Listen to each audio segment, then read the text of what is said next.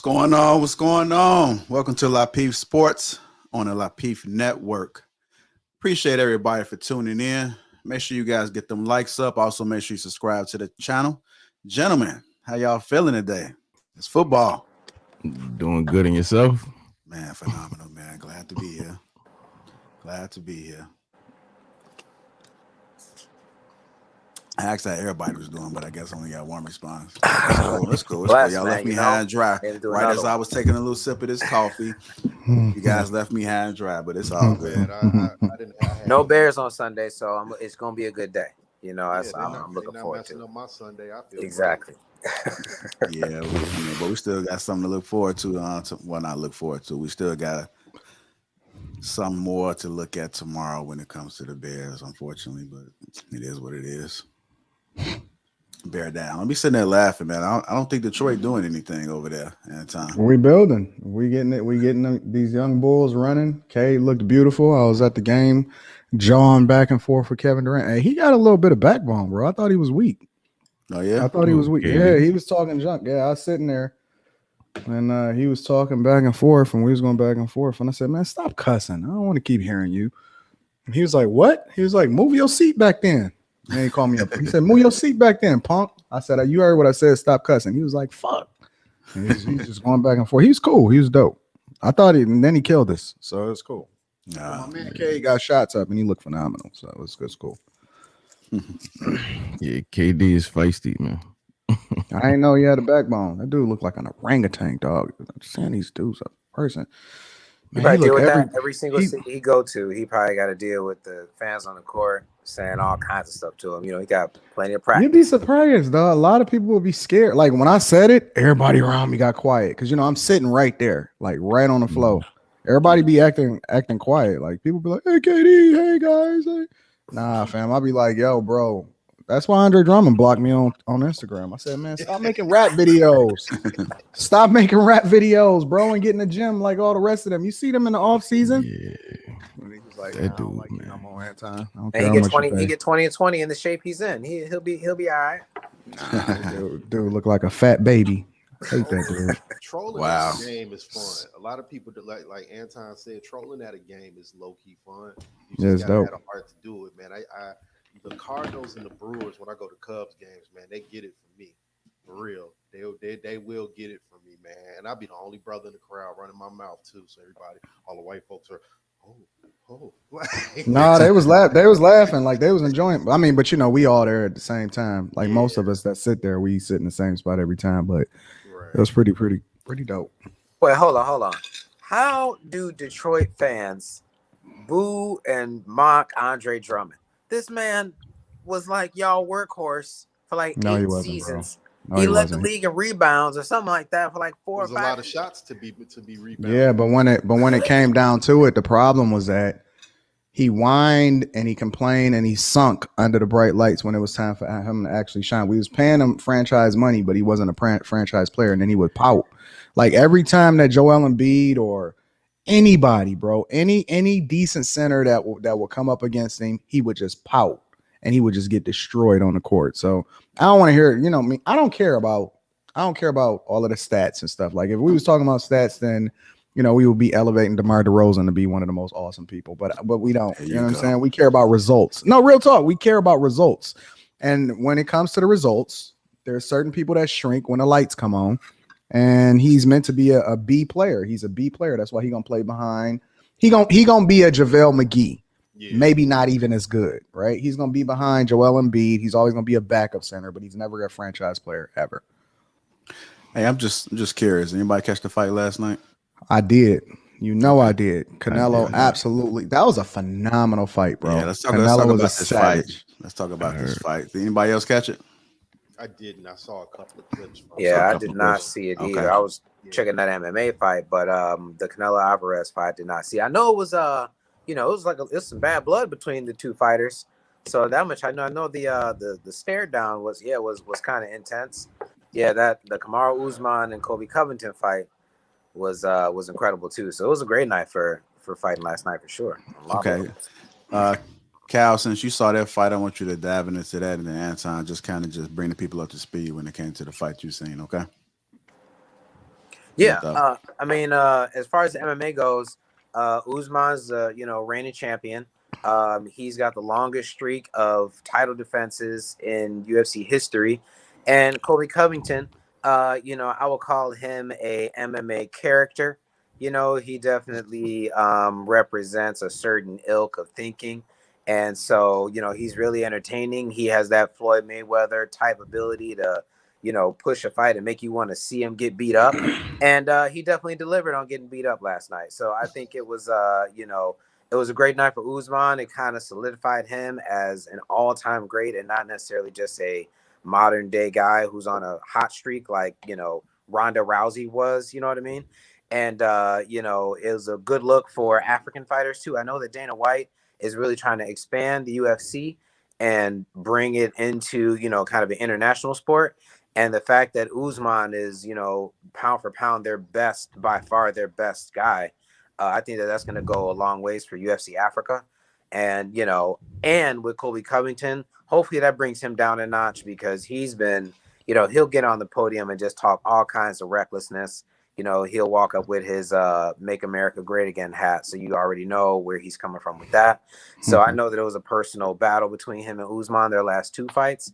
And, I think that I don't think there'll be a third fight. I think that this got to be it for him. But Usman, I don't know who left there is. I think Usman was joking that he wanted to fight Canelo Alvarez in the boxing ring. So, it can only, yeah. And I think Dana White was shutting that down already. But he's gonna die in that ring, bro. Goes to show how popular Usman is getting, how solidified he is as a fighter, and we're probably gonna start hearing those conversations of, he should cross over and fight this guy or whatever it is. So I think it was a great night. Yeah, I was watching boxing, bro, and in between live streaming, I had it up on the TV or whatever, and I was watching Canelo Alvarez absolutely punish Caleb Plant and knock him out in the 11th round or whatever, or he TKO'd him in the 11th round. And I think the thing that's so phenomenal, I like boxing better than MMA. Let me just say that right now. Like MMA is always going to be a little brother to boxing to me because boxing is the purest sport that we have. It's purer than basketball. It's purer than football. It's you getting in the ring, stepping toe to toe with a dude, and you putting your hands up. You ain't rolling around on the floor. You know what I'm saying? You're not grappling and all that. And I get that. Like, I understand all of that. But my point is like, when you putting on them gloves and you standing toe to toe with a dude and can't nobody save you unless your ring man throwing the towel. Canelo Alvarez is such a phenomenal boxer. Like, he should literally be thanking Floyd Mayweather for whipping his ass a long time ago. Like, Floyd actually gave him the best lesson that he's ever had in his entire life, and he's literally become one of the most phenomenal boxers.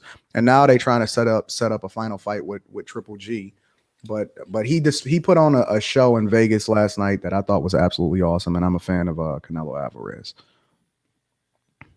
Okay, man, that's interesting perspectives. I like that. Anybody else want to chime in real quick on boxing before we move on to football? Yeah, did you have a favorite going into that fight, Anton, in terms of were you convinced that Canelo was going to take it?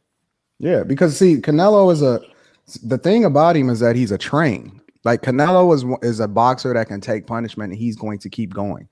And he has a skill set that he's eventually going to wear you down. He's a monster, bro. And so it didn't matter what happened in the earlier rounds. And I think one of the things that Floyd showed him is that the later rounds is where you make your money. He's entertaining, is absolutely phenomenal, and I just think he is savage. I do. I think he is one of the most complete boxers I've seen in a very, very long time, with a great combination of defense and power. And he's not afraid to box you. Like, he's not afraid to take a hit and keep coming at you. That dude he's a savage, bro. Canelo Alvarez is an absolute savage. What do y'all think about cross-platforming more, like UFC and boxers fighting? That's just where I was about to go. Because they get in the ring, every UFC fighter is going to die. Listen, they can't even beat Jake Paul. No. I agree. No, I agree. But what I noticed, like, boxing is suffering, residually, and it has been for a while. I feel like that cross-platforming needs to happen a little more, because it would definitely bring. Why you say it's suffering residually? Because it's not putting up the same numbers as the Tysons and the Floyd Mayweathers, because they still put up better numbers than MMA. But see, the thing about MMA is that the expectations are lower. Boxers make better purses, like, because there's most more people watching. I don't. They do think better so, numbers man. at the gate. Yeah, they do. You should look it up, bro. Boxing has always dominated MMA. I feel like, okay, well, let me ask you this: the average boxing event versus like a cross-platforming event, what do you think makes more money? Well, it depends based on on what the you've people. seen. Again, like, one of the things that's so unique about a lot of these leagues, let's just say, for example, the NBA, is that the NBA are able to effectively market stars. So it's not that boxing itself is a problem, is that these boxers' inability to be able to market and sell themselves as individuals, similar to how Floyd Mayweather did, is the issue. Has nothing to do with boxing itself. Look, who was really checking for the UFC fight yesterday? Unless you are hardcore UFC fans. Boxing has the ability in most instances to draw people that are not boxing fans into watching, and that's what makes it so unique. Nobody that's not checking for UFC is not checking a UFC fight. That's why their purses are so small, and they have to put on so many different events throughout the year in order for them to even make money. You know what the problem with the UFC is, bro? Jiu-jitsu. The problem with the UFC is jiu-jitsu. When UFC first came around mid 90s, man, when I was still watching, there's way still buy the pay-per-view. You can still kick people in the nuts and all that crazy stuff or whatever, man. Like, the problem with the UFC is that jiu-jitsu got into the stream of pretty much every fighter, and now you spend half the fight watching people roll around on the ground, and you don't have no idea what's going on. Yeah, that's true. The UFC is going to have to stand these fighters up at some point. Jiu-jitsu is an absolute phenomenal thing to practice and a horrible thing to watch because it's extremely boring. And 70%, I would say 70% of the time when you're watching a UFC fight, you're watching something jiu-jitsu related going on the ground. And that's when people just kind of black out. And they have to get what I call more explosive results, as far as, a lot more knockouts, kicks, punches, knees, or whatever. That's what people remember, man. People hold up. You got Kyle. You remember the Gracies, Gracie family? Yeah, the Gracies. I remember. Yeah. So people in that community hold the Gracies up like they're the next step over from God or whatever. And not one of them dudes had a personality, man. You know what I mean? Yeah, they're not marketable. They're just a family of like dudes from Brazil that just choke people out for a living. They had no personality whatsoever, man. Yeah, and they were good at what they do, but it was only marketable people who cared about jiu-jitsu. You got to expand that base, man. You got to expand. I mean, think about it though. Like the what some people consider the greatest UFC fighter of all time, Nurmagomedov, right? Mm-hmm. Was boring. I mean, absolutely the most unmarketable dude ever. I mean, if you really want to make it, McGregor made him. McGregor made Nurmagomedov. And so when it comes back down to it, and a lot of people don't understand the business behind sports, it's your ability to be able to market yourself effectively. It has nothing to do with how good you are in the ring. It's how good you can market yourself and get people to tune into, whether or not just as many people tune into me cussing somebody out and say, fuck your dreams, as they do because they actually care about my advice and what I talk about from a financial perspective. You know what I'm saying? So I think that UFC had a marketing problem. If they ever lose Dana White, they're going to be in trouble. And boxing is always going to be around because, you know, the ability to go toe to toe with somebody and put your hands up is always going to, like, even if you've ever been to a UFC fight versus a boxing match, it's just different. And a lot of people don't really understand it, but you got to be there, really, really experience it and understand why boxing is always going to be much more marketable than UFC. You'll find another star in boxing before you find another star in the UFC. See, with that being said, though, you said, you know, they market individuals. While UFC gets those lower purses, I still feel like I know more individuals from the UFC, like individual personalities from the UFC over boxing. Even though boxing is the superior sport, so to speak, I still feel like I know more individuals, you know, the John Jones, Sugar, Rashad Evans. You know, I feel like I know a lot more of them than Historically? I do of actual boxers. Historically or currently? I would say historically. Currently, impossible that you know more UFC fighters than boxers. Historically. No. My fault.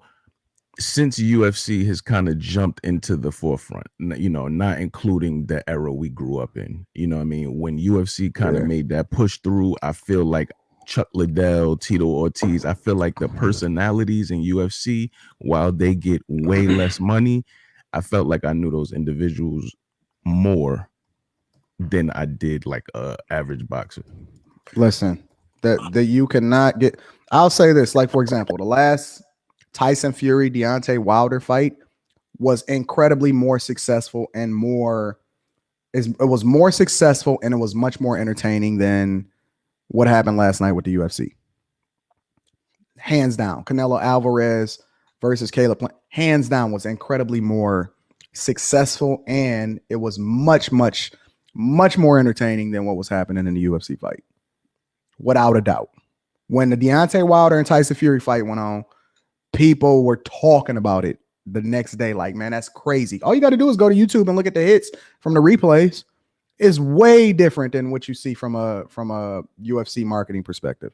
Their inability to even be able to market themselves versus depending on the machine that is the UFC to market them is what separates boxing from an entertainment perspective from the UFC, in my opinion. I'm gonna say a little quick story. I remember being in high school. I was at Carver. I'm not sure if you're familiar with it, Abe. This was before it would turn to military school, but oh Lord, Red South in the building, Red South. But it was this, you know, one of the guys. He was real skinny. He would talk a lot of shit, but he was quick with them hands.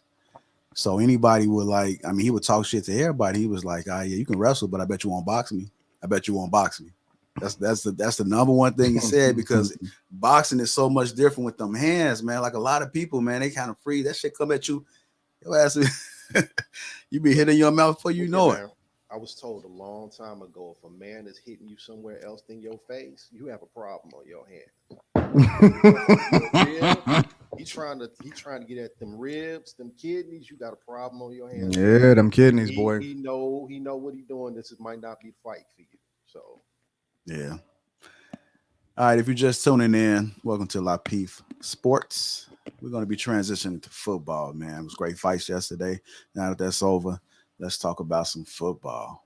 And you guys already know they're heading in the story right now. You got Rodgers and Irvin. Both of these players are unvaccinated, don't have a jab, but only one is demonized in the media. Just a lot of stuff surrounding it. So let's talk about it. From my understanding, I don't believe that the NFL, are actually heavy on that, right? As far as making sure that everybody got the jab. Yeah, the problem was that, see, like, for example, nobody is on Bradley Beal's head.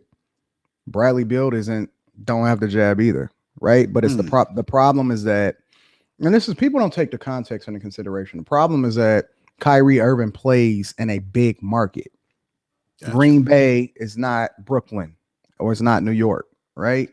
Bradley Beal is over in Washington, and he's not getting the same level of scrutiny than Kyrie Irving, because Kyrie Irving is in Brooklyn, and they don't have the same mandates that they have across the board. So when Kyrie Irving said, I'm not doing something, right, versus Aaron Rodgers saying, I'm not doing something, it's completely different until everything hits the fan. Now, Aaron Rodgers is actually being villainized more than Kyrie Irving because they saying that Kyrie Irving at least said, hey, this is not what I'm going to do. But Aaron Rodgers never said whether he was or not until after the stuff really hits the fan. And so I think that Aaron Rodgers is actually catching way more heat than Kyrie Irving.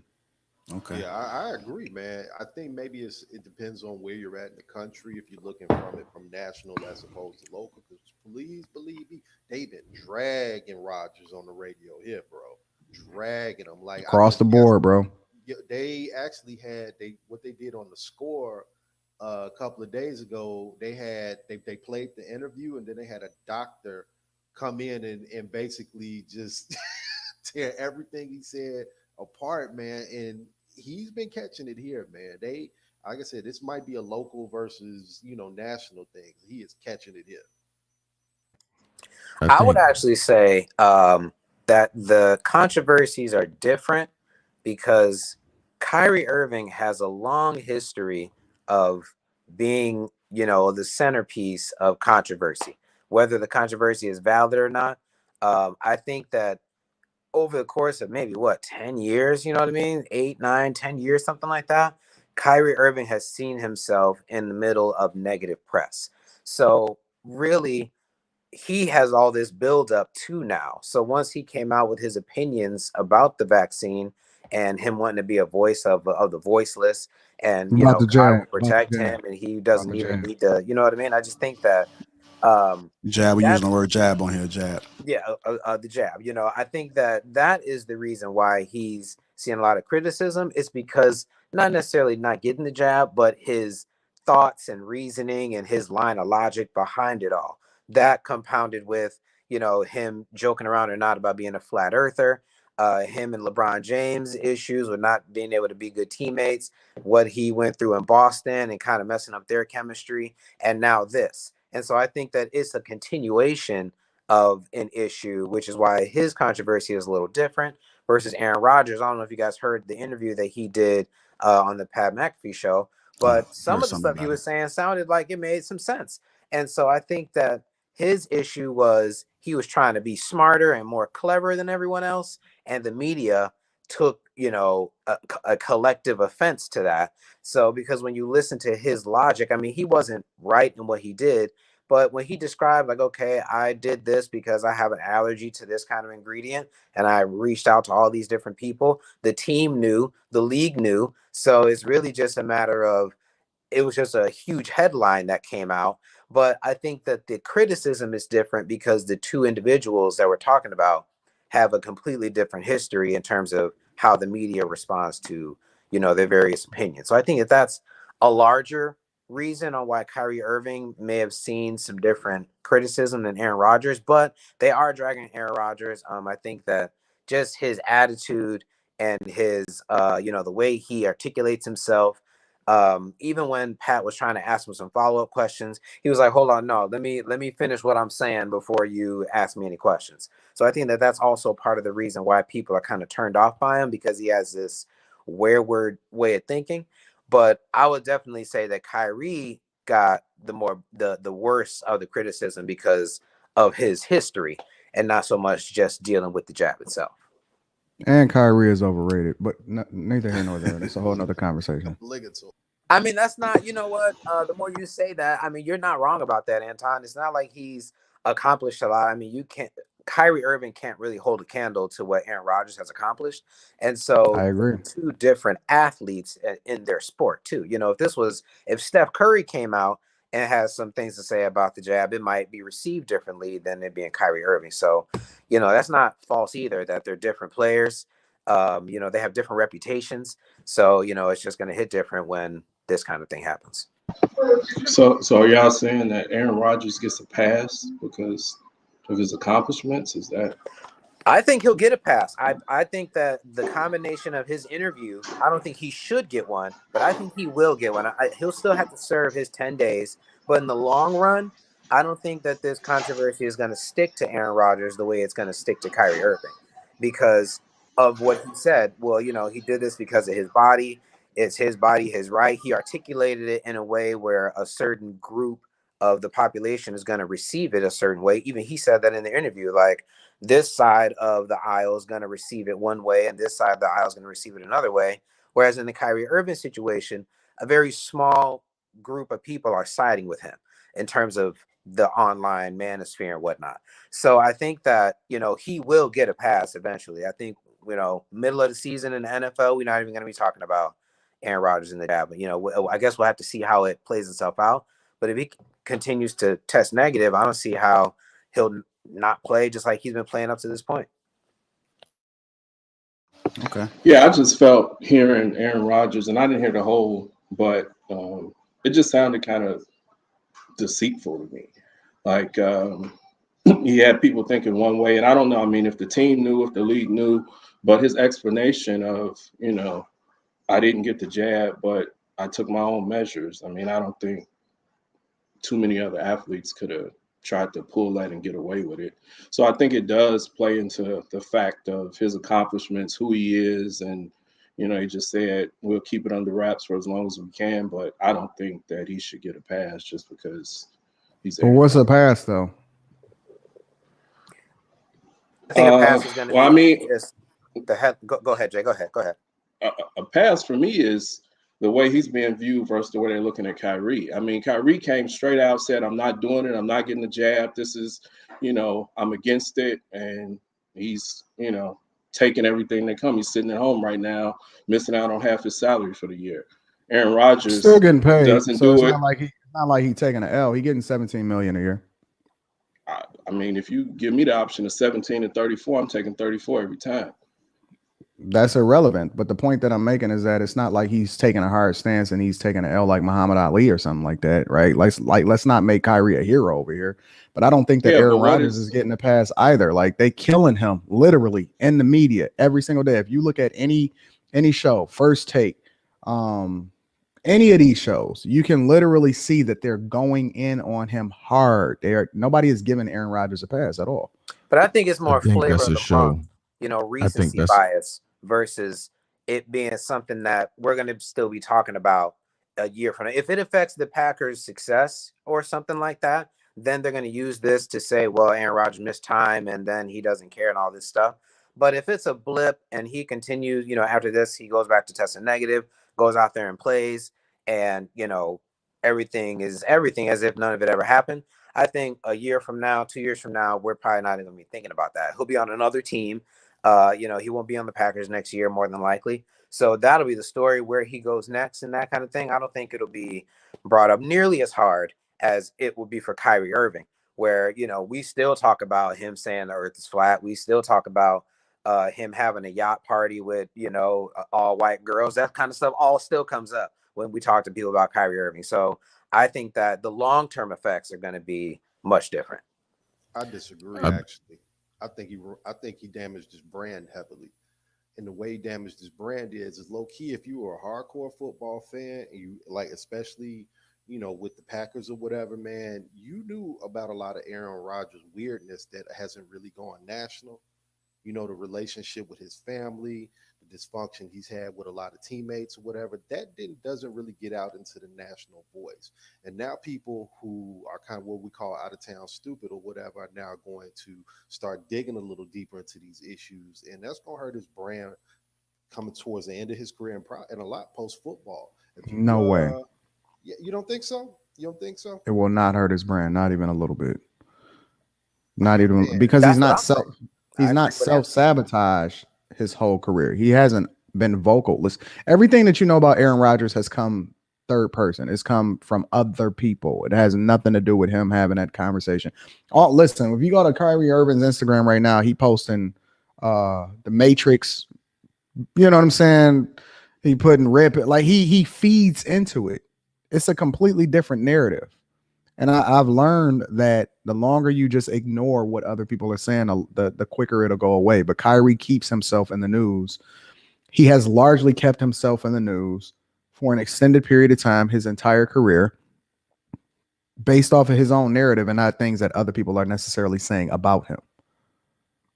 Like Kyrie didn't just say, yeah, I'm not taking it, or it's not for me, or whatever, so on and so forth. Because there is no, let's be clear. We can say that we don't like the way Aaron Rodgers deceived or whatever like that, but there is no mandate for NFL players to take the jab. That's not a mandate. But based off of where Kyrie plays in New York, it is a mandate for them to do it. Now, whether you decide to do it or not, that's different. And whatever your stance is, I'm pro-choice, right? I think you should be able to do whatever you want to do. But let's be clear, he's not just saying I'm above it.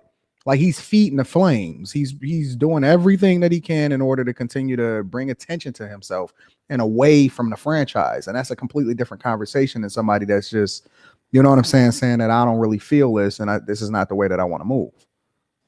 Also, I think the sports world accepts Aaron Rodgers and his eccentric personality in a way that we have not accepted that about Kyrie Irving. And so Aaron Rodgers has the space to have his own opinion, move to the beat of his own drum without an automatic backlash in terms of his ideas. Even his fiance, Shailene Woodley, the actress, she's, a stand in the rain in the middle of some,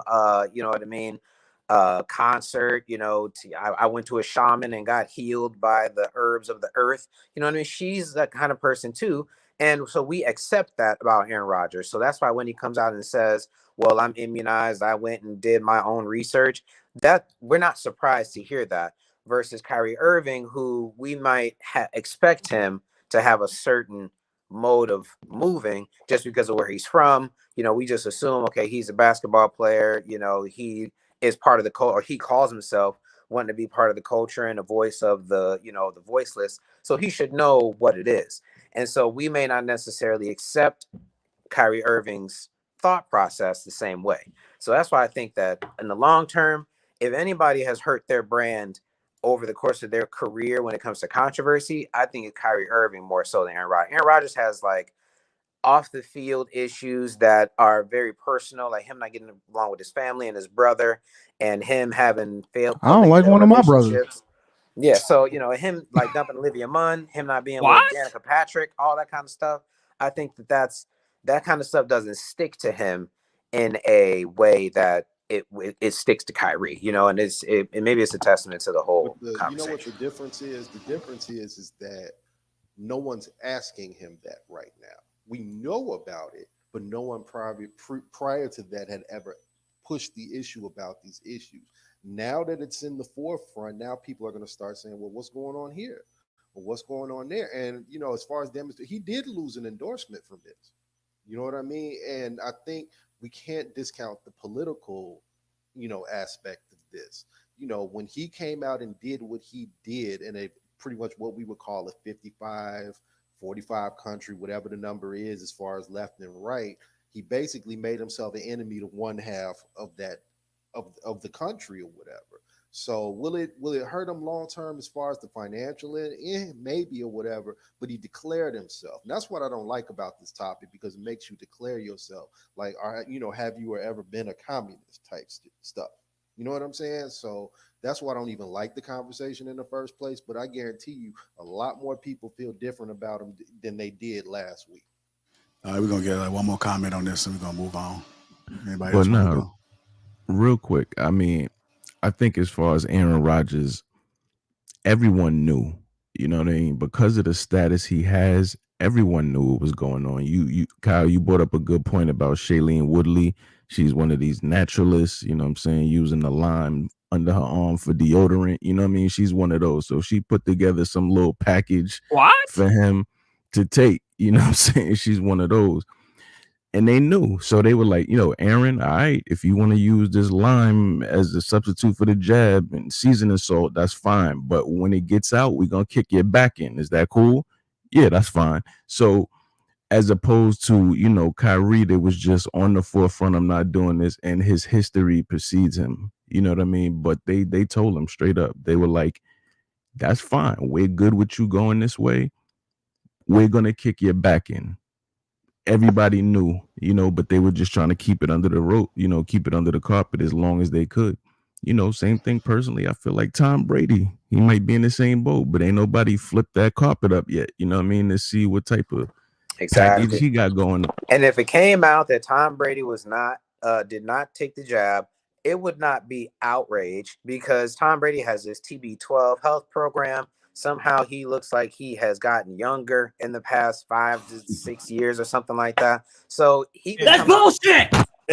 he could come out and have, you know, a whole press conference or whatever it is, similar to what Aaron Rodgers did, give a somewhat coherent explanation, and people will accept that. You know, be like, okay, well, you know, Tom Brady, he do his own thing anyway, so I'm not surprised that he's doing this X, Y, and Z. As long as he doesn't be deceitful about it the way Aaron Rodgers kind of was, I think that he won't see any kind of controversy at all.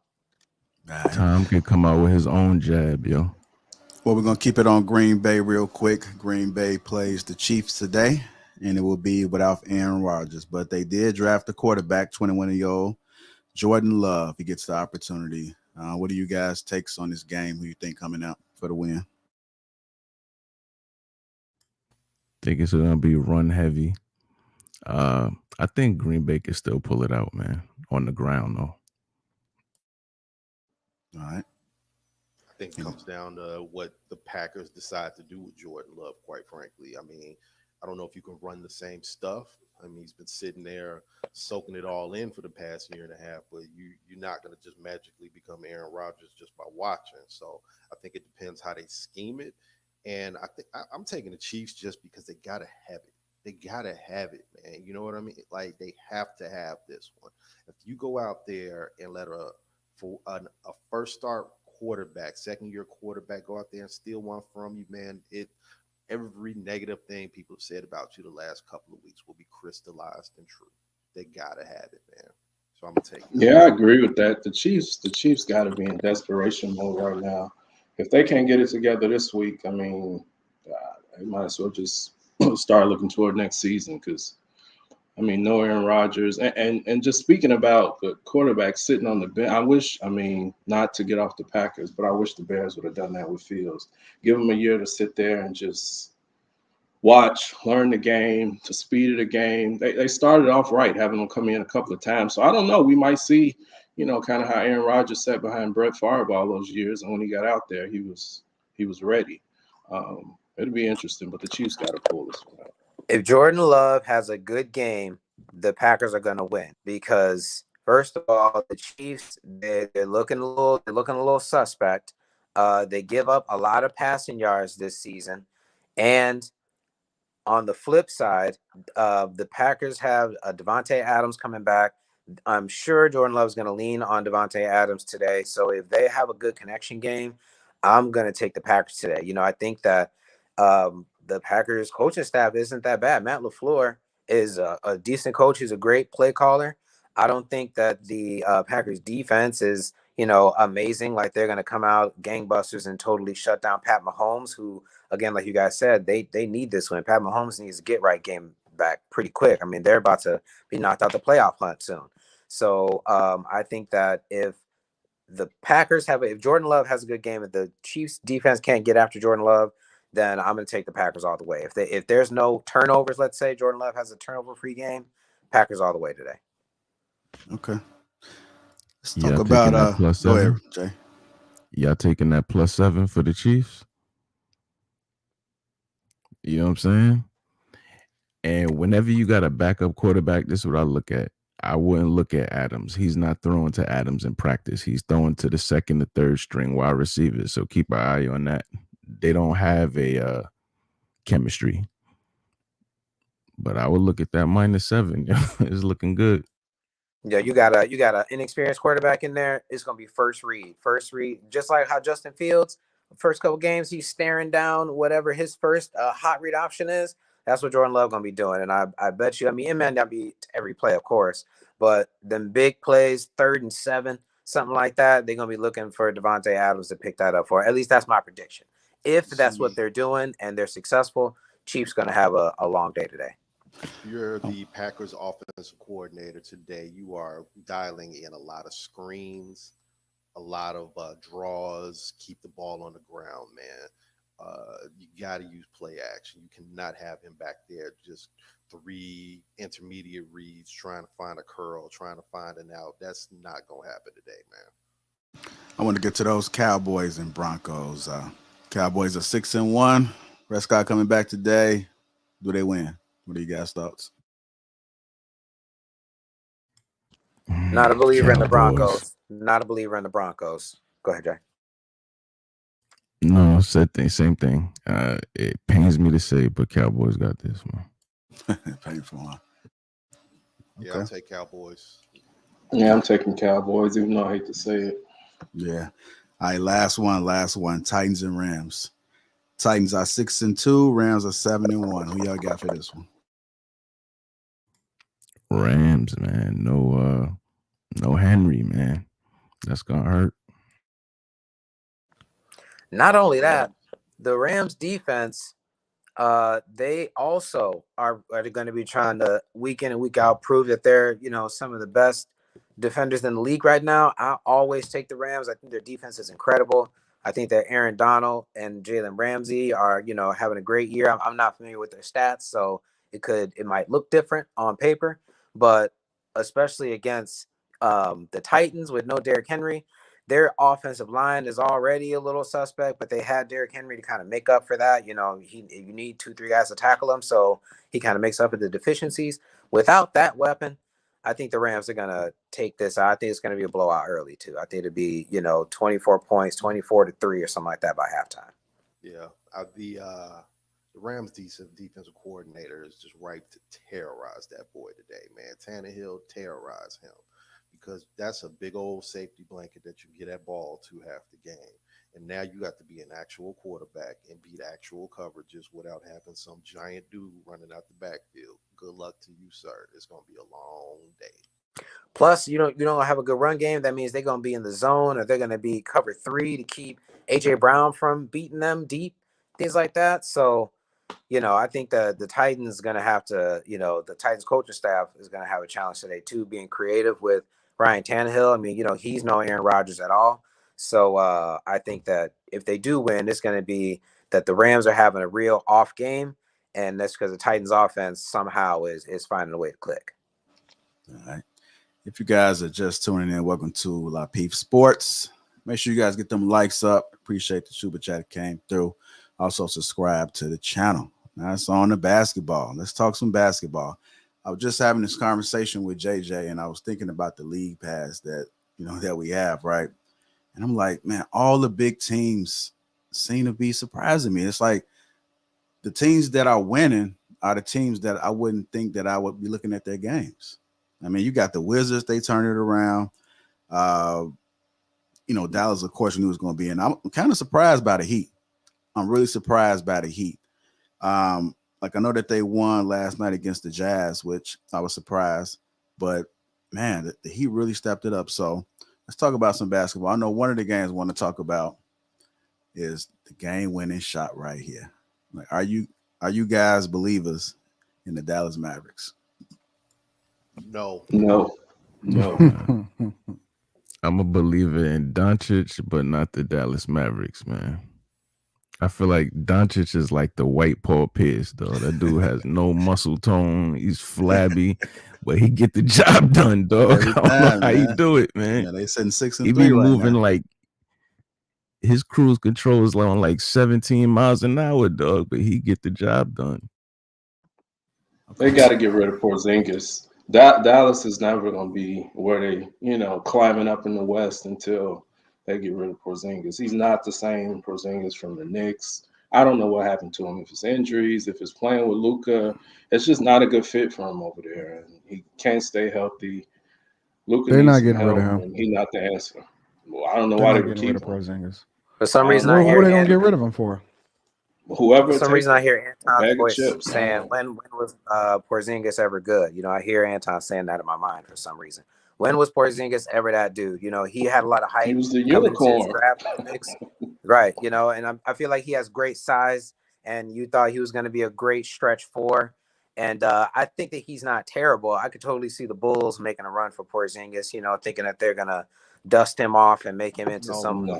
I don't want that. We don't. Oh, Chicago doesn't I don't either. I don't Nope. either. I'm saying, he has just enough flash to where, you know, an organization like the Bulls will try to get him in some kind of trade. I was surprised he didn't try to get him before the season out for Larry Marketing. But I'm not a believer in the Mavericks either. I'm a big believer in Luka Doncic. I think he's only like 21 or 22 or something like that. So he still has so much ahead of him. But the Mavericks got a long way to go in terms of trying to compete in the West. So, you know, it's going to be tough for them.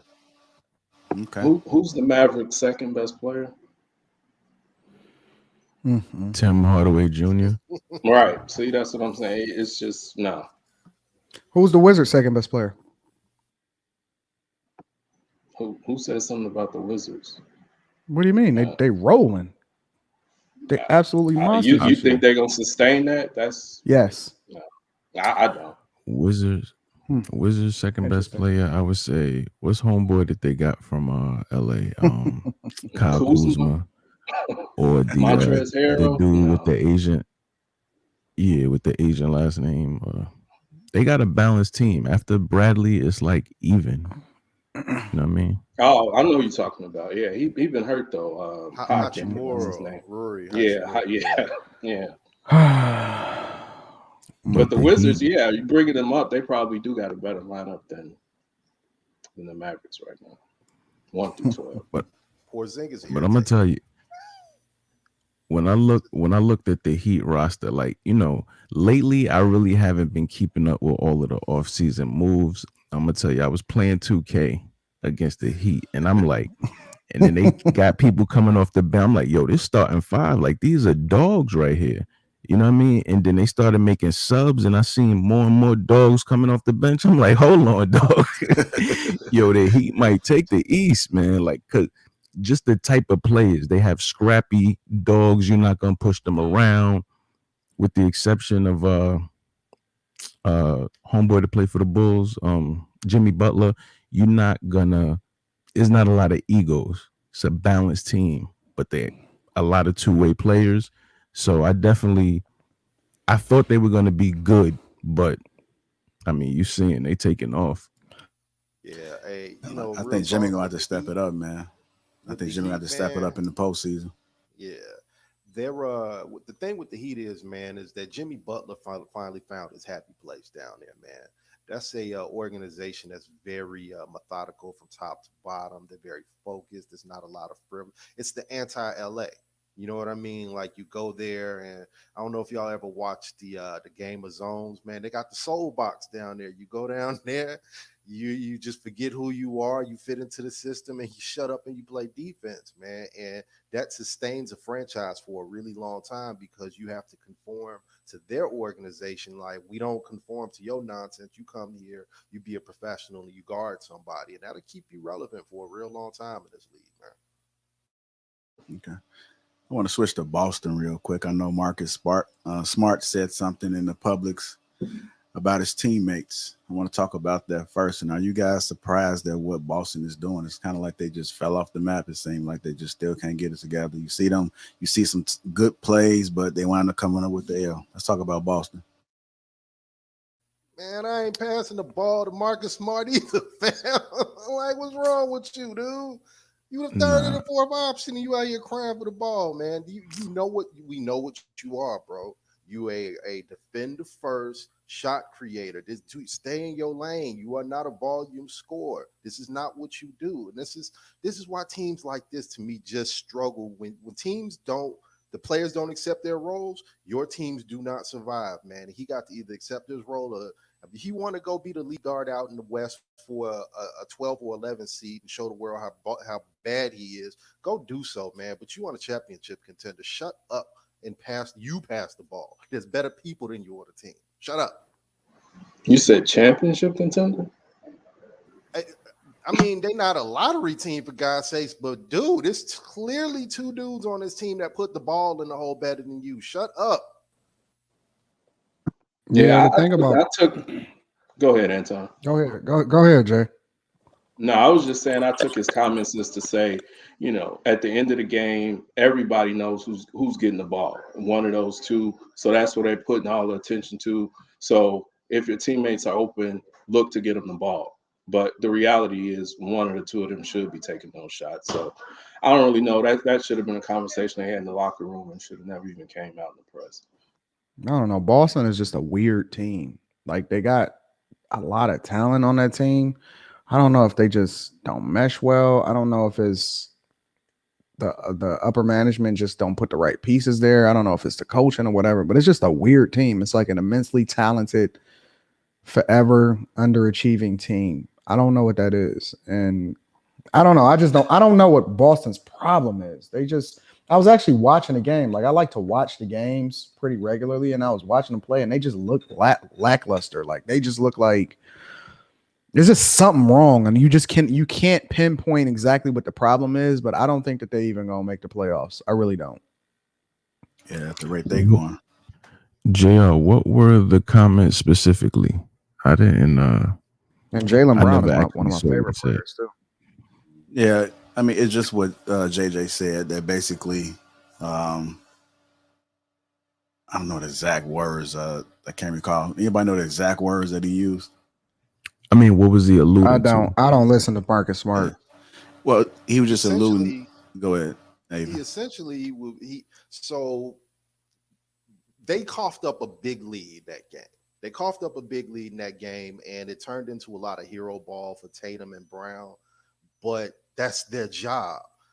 I just looked it up. Like, fam, you shooting 27% from 3-point percentage. If you were standing in the corner, I'm not throwing you the ball either. That's not what you do or whatever, man.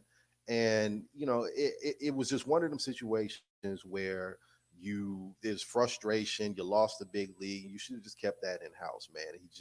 And for whatever reason, he decided to go off. And this is part of the modern NBA that I can't even relate to, because I can't imagine Ron Harper in '96 getting passed on a swing pass or something and crying about it to the media like, Scottie and Mike need to throw me the ball more, man. Like, shut up, dude. That's not your job. Be quiet. Yeah, Boston don't. I don't know. I'm just not even interested. I don't know. I really like them too. I'm just not interested in watching them right now. They don't do anything for me. You know what? I was kind of paying attention to Jaylen when Jaylen came. For about 4 years, I think now. I don't think that they get along though. I don't think Tatum and Brown actually even really like each other. I think both of them feel like they're superstars, or that they're potential superstars. I just don't think that in a way that Curry and my man's that got left off the 75 players team, Klay Thompson, the way that Curry and Thompson get along, those dudes was never gonna get along. I just don't see it. It's too much ego. Mm-hmm. I want to switch teams real quick, man. I want to talk about the Bulls, man. We got to talk about them. And that time, don't say nothing. Do not say anything. Why you don't want me to say nothing? I mean, not right now. Just let it breathe for a little bit. Just give me grace for a second. Well, give us grace for a second, because we got a lot of Bulls fans over here.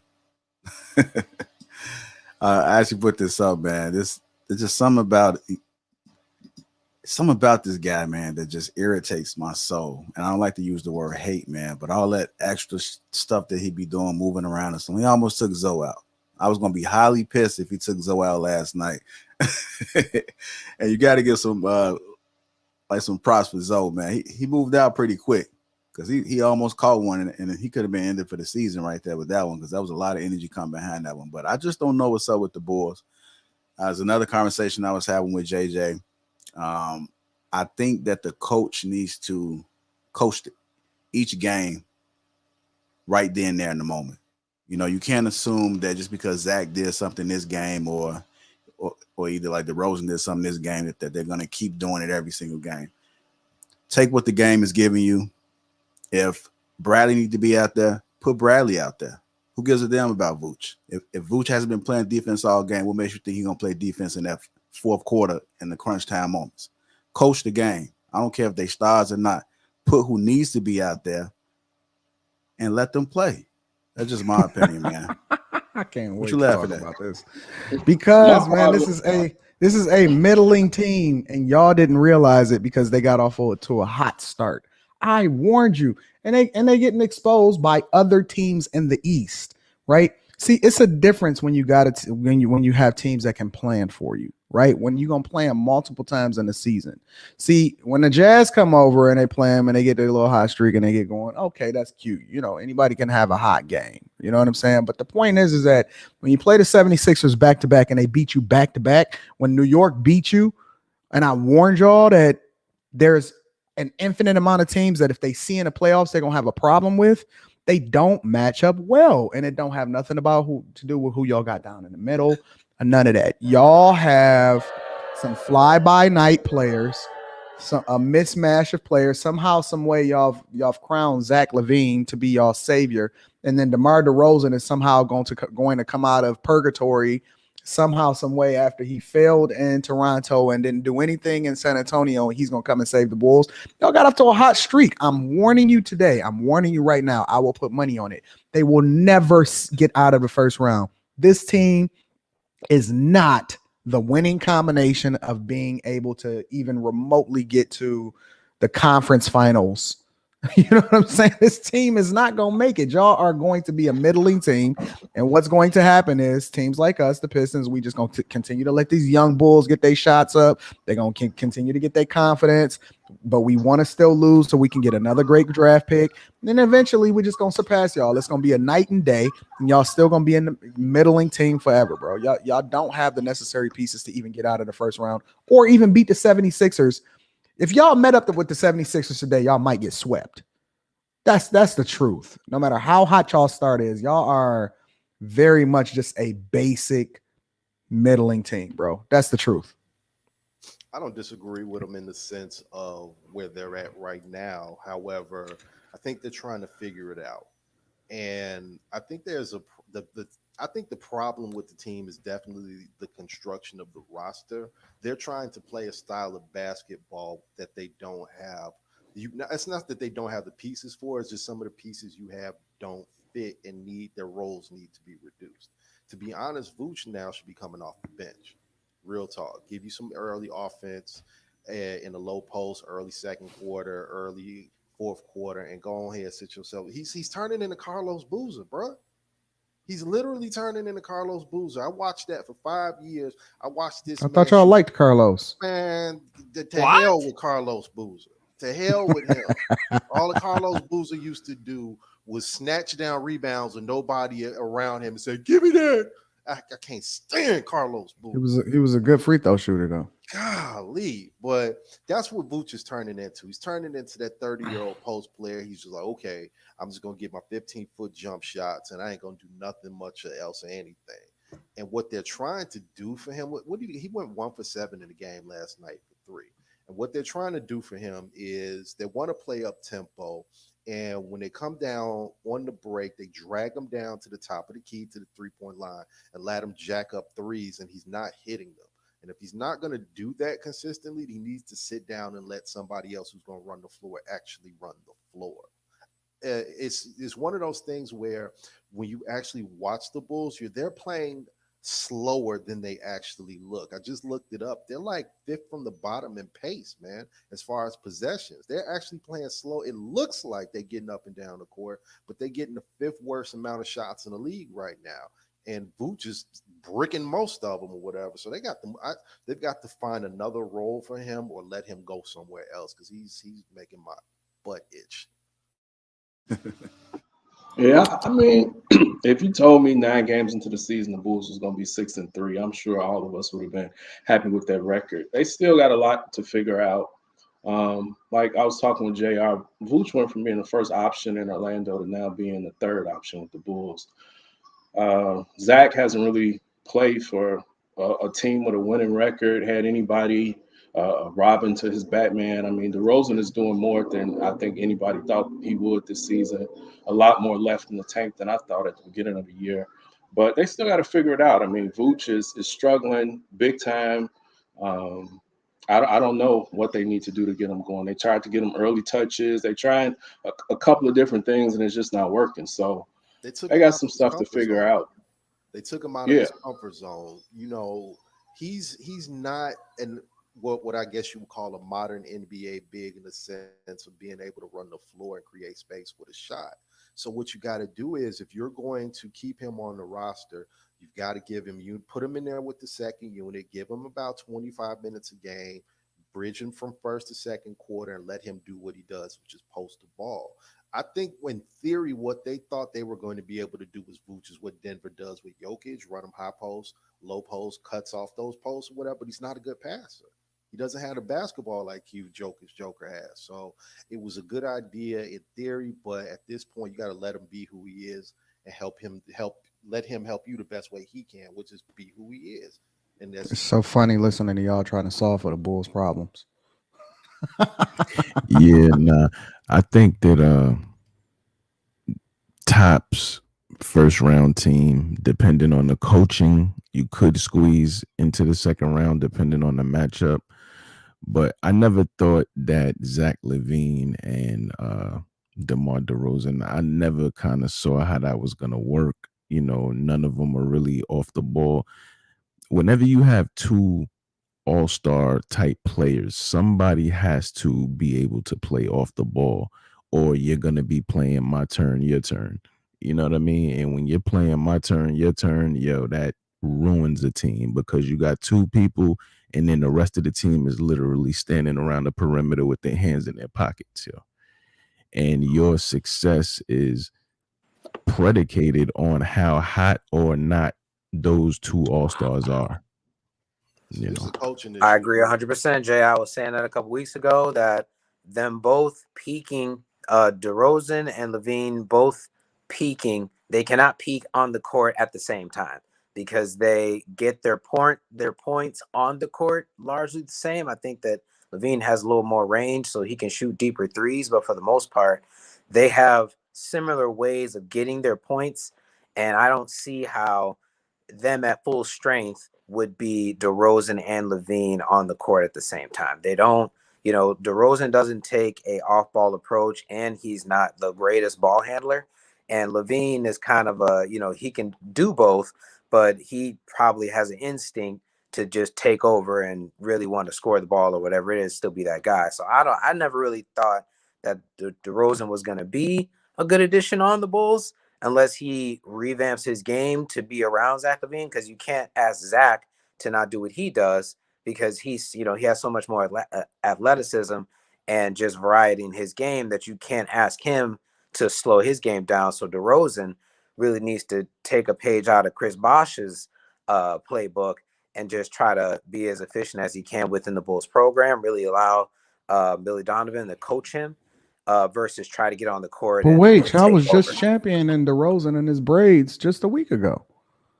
Now y'all telling him that he need to take a back seat. What happened? I'm not telling him to take a back seat. I think that the Bulls got more talented, so I was happy that they got more talented than what they were in terms of their roster. I wasn't trying to say that DeMar DeRozan. What happened? First he was your savior. I'm just saying that I was always nervous about them too because I feel like they get their points the same way. And then now you was nervous. Your turn. I think that I never thought that was going to work out. I was just hoping that because they have a good coaching staff that they'll be able to find a way to work it out. This is hilarious. It's 9 games into their season. I think they still got time. They're going to learn to play off each other. The DeRozan from last year with a garbage team in San Antonio was getting 7 assists a game. So as they learn each other and find where each other likes the ball, pick their spots, one might come out, like you said, play a little bit more at the second unit. DeRozan, once Kobe White comes. I mean, they got some combinations and some stuff to work out, but it's still early. I'm not overreacting yet. Hey, I'm going to put a little bug in your ear real quick. Everybody, when we get to the trade deadline, is going to ask, what can the Bulls do to get better? Unpopular opinion, they don't have Zach long-term under contract. What can you get for Zach LaVine at the deadline? What do you think? No, I thought you were about to say trade Kobe and try to get a 4, but I don't think. Well, here's the thing: they're gonna max Zach out. You want to max him out after what you've seen this season? You want to max him out? I'll keep Zach for sure. This is the best season he didn't have. Plus, who you gonna get? What player is gonna look at the him? results, man? Unless Bradley Beal is out there and he wants to come play for Billy Donovan. Yeah, I think the results are everyone else on the team. I don't think that let's say you get rid of Zach and you bring in equal talent. They still have the same issues. You know what I mean? They replace in name only. They're replacing a person because they still need those points. They still need that energy. So you figure, okay, they get rid of Zach. Let's say they get a guy plus a pick, but you're going to be looking for that production out of these people, out of these unproven guys. That's why they went and got DeRozan, because Zach needed help. So you don't keep them dudes and get rid of Zach and then think that it's going to be any different. LaVine for Booker, straight up. Y'all know he gonna pay them. You know they're gonna pay Zach. Stop it, bro. What are we talking about, bro? LaVine for Booker, straight up. Absolutely That's never not happening, man. That's never happening, man. Devin Booker and Zach LaVine need to try to get on the same team. You know what I mean? I feel like that'd be a good tandem versus trading them for one another. Even if you're Phoenix, you know, you don't necessarily, that's not an upgrade from Devin Booker to Zach LaVine necessarily. It's really, you know, you're still kind of getting the same outcome. And so the Bulls need to try to keep LaVine and then add another guy on top of Vucevic that's not going to get in his way the way DeMar DeRozan might. And so that's why I think, you know, to what Jay was saying, trade Kobe White for a 4. You think Booker and Zach could play together, but DeRozan and LaVine can't? I think that Booker is better off the ball than DeRozan is. And so, you know, y'all not getting Devin Booker, bro. I mean, that's not. I was just curious. But I think that pairing would do. I think if you switch them and you put Booker on the Bulls and put DeRozan on Phoenix, let's say, the Bulls would be unstoppable, because now you got the players playing to their best strengths, where Devin Booker doesn't necessarily have to drive the basket and whatever. He could just stand and wait for threes, you know, or run around and be a makeshift Steph Curry trying to get open. And then let Vucevic kind of, you know, distribute in the middle, and let Zach LaVine be your energy guy. So that's how they could do it. They're not going to get Booker, but they need to make a play like that. And because Kobe White's not going to be that guy, Io's not going to be that guy, so they need to try to find that some kind of way somewhere. And I don't think that getting rid of Zach LaVine is going to move them forward. I think that'd be a lateral move for them, and they'll still have the same issues. Why does Kobe get so much hate? I know. He cut his hair. He's not very good. He's not very good. I mean, dead weight. Well, I say give him a shot, because this will be the first year they're not trying to make him play point guard. Let's give him a shot. Okay. If he's not doing it by the trade deadline, ship him out. Let's talk about the Lakers, man. I know that we did briefly speak about them, and we said, you know, like, they get it together. At least some of us did. What's going on with the Lakers, man? Are they going to be able to ever get it together? It doesn't appear. They blew a couple leagues, if I'm not mistaken. They've been losing and lost their last 2 games. OKC. Is it over? I think, they're gonna shake it up. I don't know who. I think the people that they need to get rid of, they're not going to, which is gonna, you know, belabor the problem. But I really they'll be fine. What are they, 5-5? They'll be all right. No. What I'm saying is, it's too much headbutting, man. It's too much. It's too many people to do the same thing. You got Anthony Davis that needs to be in the post, but he is harping on shooting threes. Like, fam, get in that post and skyhook them. You know what I'm saying? Skyhook them into the championship. Why are you out here shooting fadeaway threes, falling out of bounds? Okay, I'm gonna jump in on that one. A lot of people don't understand, man. Anthony Davis is not a post player, man. He's a big ass 3. He want to be a big ass 3. He is a post player, bro. I mean, what? No, can he be a post player? Yes. Do he want to be a post player? No. And that's the problem. No, I mean, he's just not in shape right now. If you just really want to know the problem, he's not in shape. Never in shape. He is. Yeah, he is. I mean, think about it, bro. The season doesn't even start until December, January.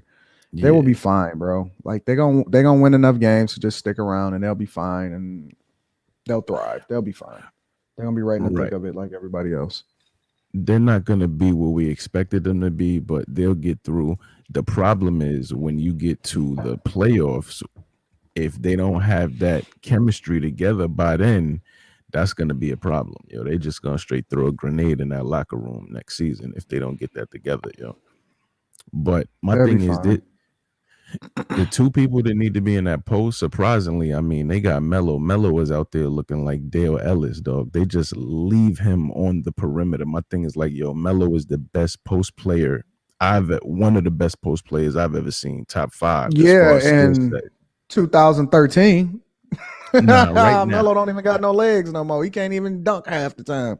Please don't overestimate what Melo is doing out here, bro. No. My thing is right now, like it's one of them things to versus what you can do versus what they allowing you to do. It's like, yo, yeah, we know you did all of that. High five, get on that perimeter, and we'll throw you the ball.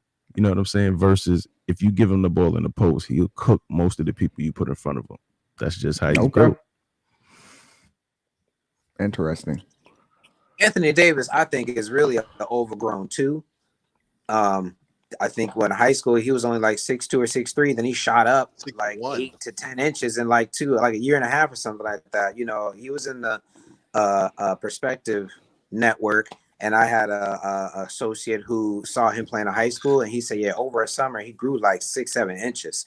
So he was really a 3-point shooting. You know, he wanted to be Russell Westbrook. So in terms of him wanting to shoot threes, I just feel like that's just in him to want to do. And you know, I know that Anton, I wanted to say, was saying a couple weeks ago, he's not a leader. He's not getting the post, banging, you know what I mean, back to the basket kind of guy anyway. So I'm not shocked to see him nearly always get injured.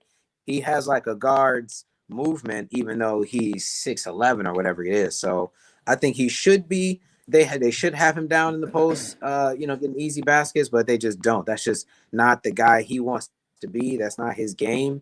I think the NBA game doesn't necessarily applaud back to the basket scoring like that anyway. You know, it's not sexy. So Anthony Davis, he's trying to be sexy these days. So I think that, you know, it's just all kind of he just out of shape. But that's all it is. He just out of shape, bro. Plus, with the Lakers specifically, they'll be fine. LeBron will find a way to get them guys together. I think it'll be fine. Define fine. What is fine? They'll make a late push for the championship. You know, you can't count LeBron out when it comes to the playoffs, even if they get in as a 5, 6, 7 seed. You know, I got faith that LeBron is gonna coach his guys up like he does every year, you know, barring any kind of injury. I think the Lakers, you know, they come out the West. To be honest with you, you got to show me. I got to see it happen before I can say that LeBron and Anthony Davis, all this veteran leadership and talent that they have, they may be a little slower, and it's going to take them a little longer to get in basketball shape. But once they get going, you know, I have to see them drop the ball before I call them saying, you know, somebody else in the West is going to beat the Lakers. I just can't see it happening. Interesting. Let's talk about Golden State, man. Golden State at 7-1. Are they just having easy teams? Or that's a championship team right there, bro. Okay. All day long. That team is a well-oiled machine. Absolutely.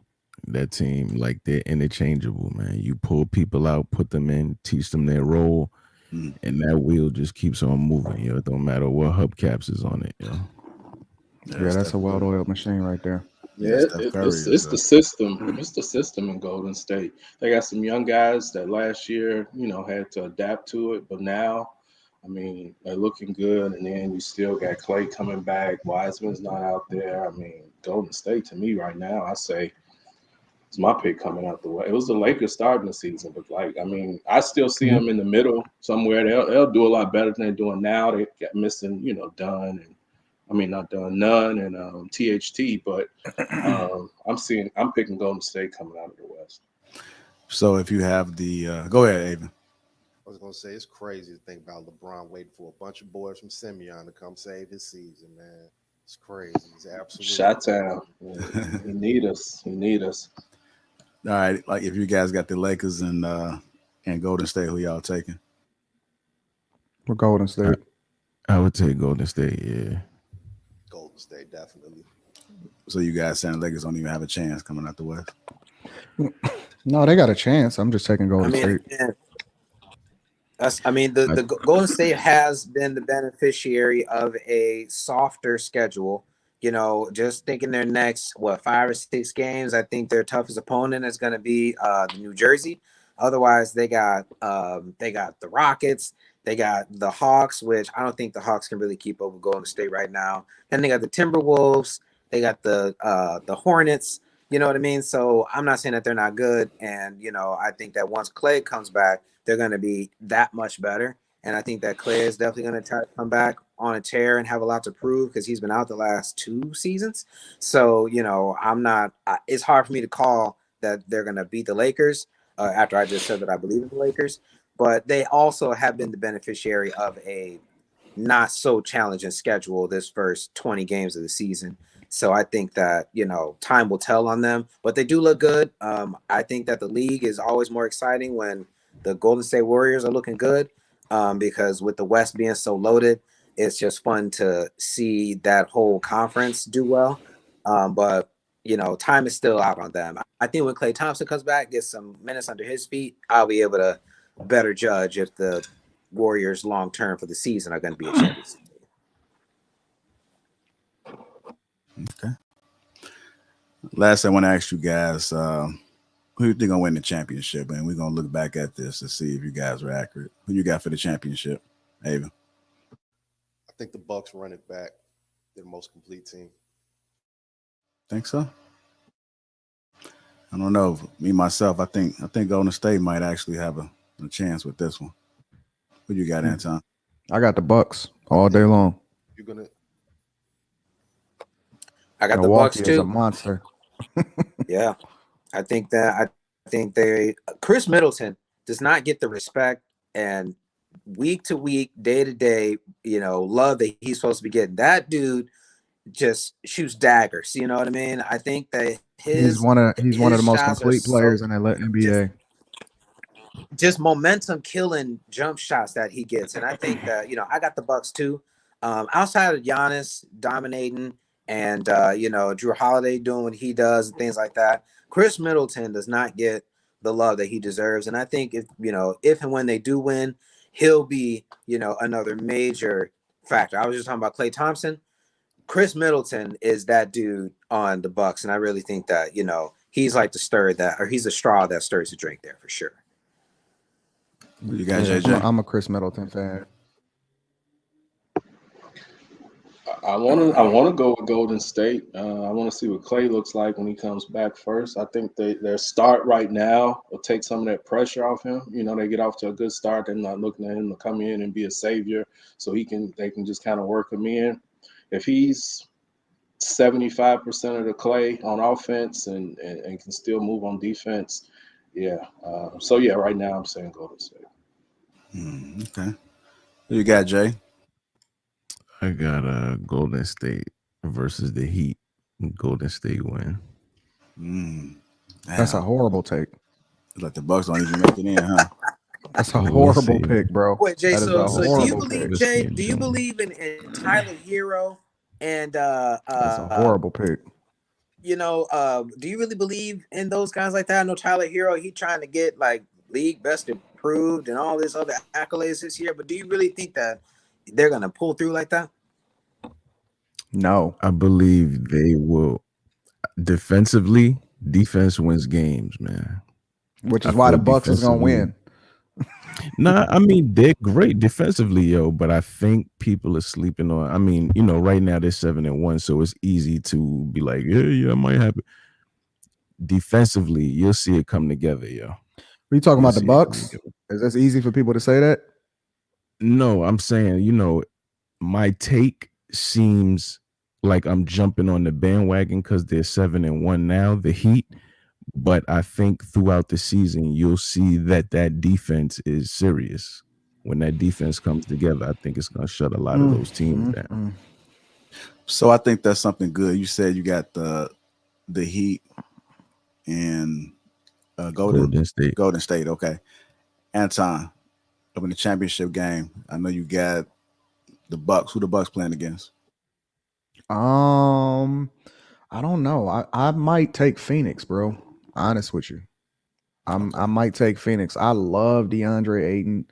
I just like that team. I think they got the right mix of veteran leadership and shooters. I don't know. I might take Phoenix, to be honest with you. Hey, who the Bucks playing against? I swear, we watch this for a second. You're gonna see the Clippers of all people drag out of the West. And I'm gonna tell you all why. y'all smoking this morning, huh? I guess, huh? I'm gonna tell you why. Because I'm gonna the Lakers by the trade deadline will be a psychological mess. The Suns, they ain't got enough. They ain't got enough, man. I mean, it was enough, kind of like to run through a bunch of people that got hurt last year. But I think a real playoff run is going to really, really expose them this year. I think when you got two guys that can get their basket at any given time and they stay healthy and they both guard people, that's a problem, man. But it's all going to be up to playoff P, man. I'm telling you, Clippers, man, watch what happens.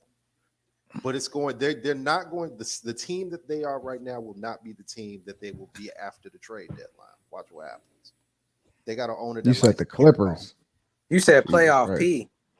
You said my playoff Paul George. To me. They're not the team that they are right now. Will not be the team they will be after the trade deadline. They have an owner that likes to trick off money and he don't like losing. I know. We like to say some players are overrated.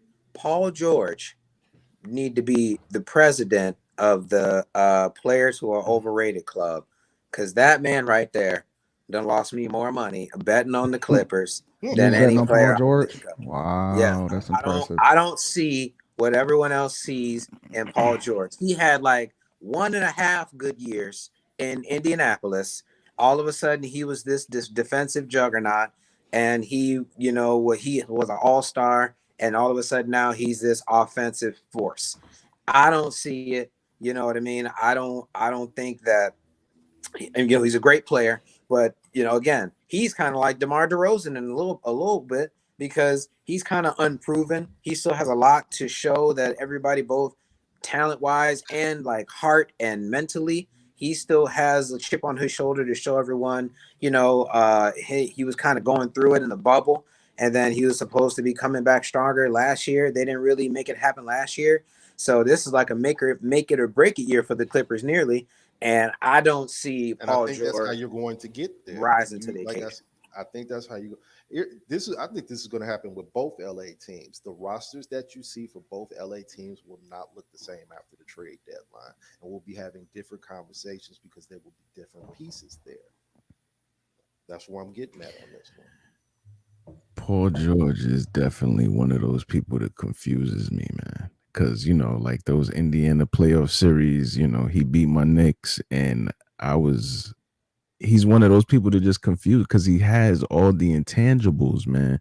It's almost like Joe Johnson. Like Joe Johnson had the skill set of all those players, you know what I mean? But that heart, man, if you ain't got that heart and that leadership, that just shows you the difference, man. There was no reason Joe Johnson couldn't have been top 5, but he just ain't have that heart, that killer instinct that the greats have, man. And that's how I feel about Paul George. All right, Cal, I'm not sure if you said it already, but you said the Bucks, right? Taking it all.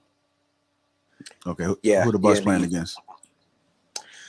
Oh man, I got the Lakers. I really got the Lakers. I don't, but when it comes to Phoenix, I think that Chris Paul's leadership to me is a bit overstated.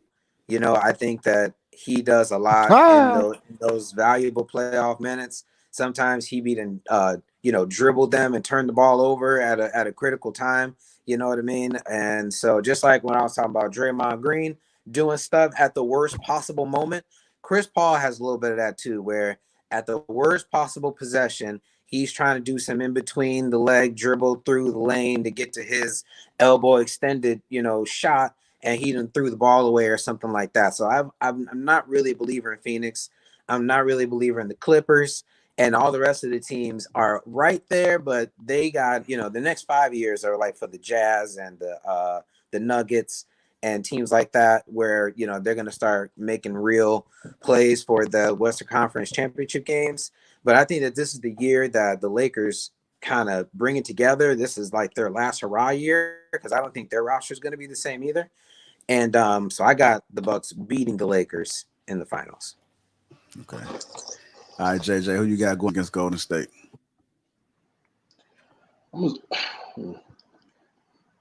You could flip a coin in the East with a couple of different teams, but I think it's going to come down to matchups.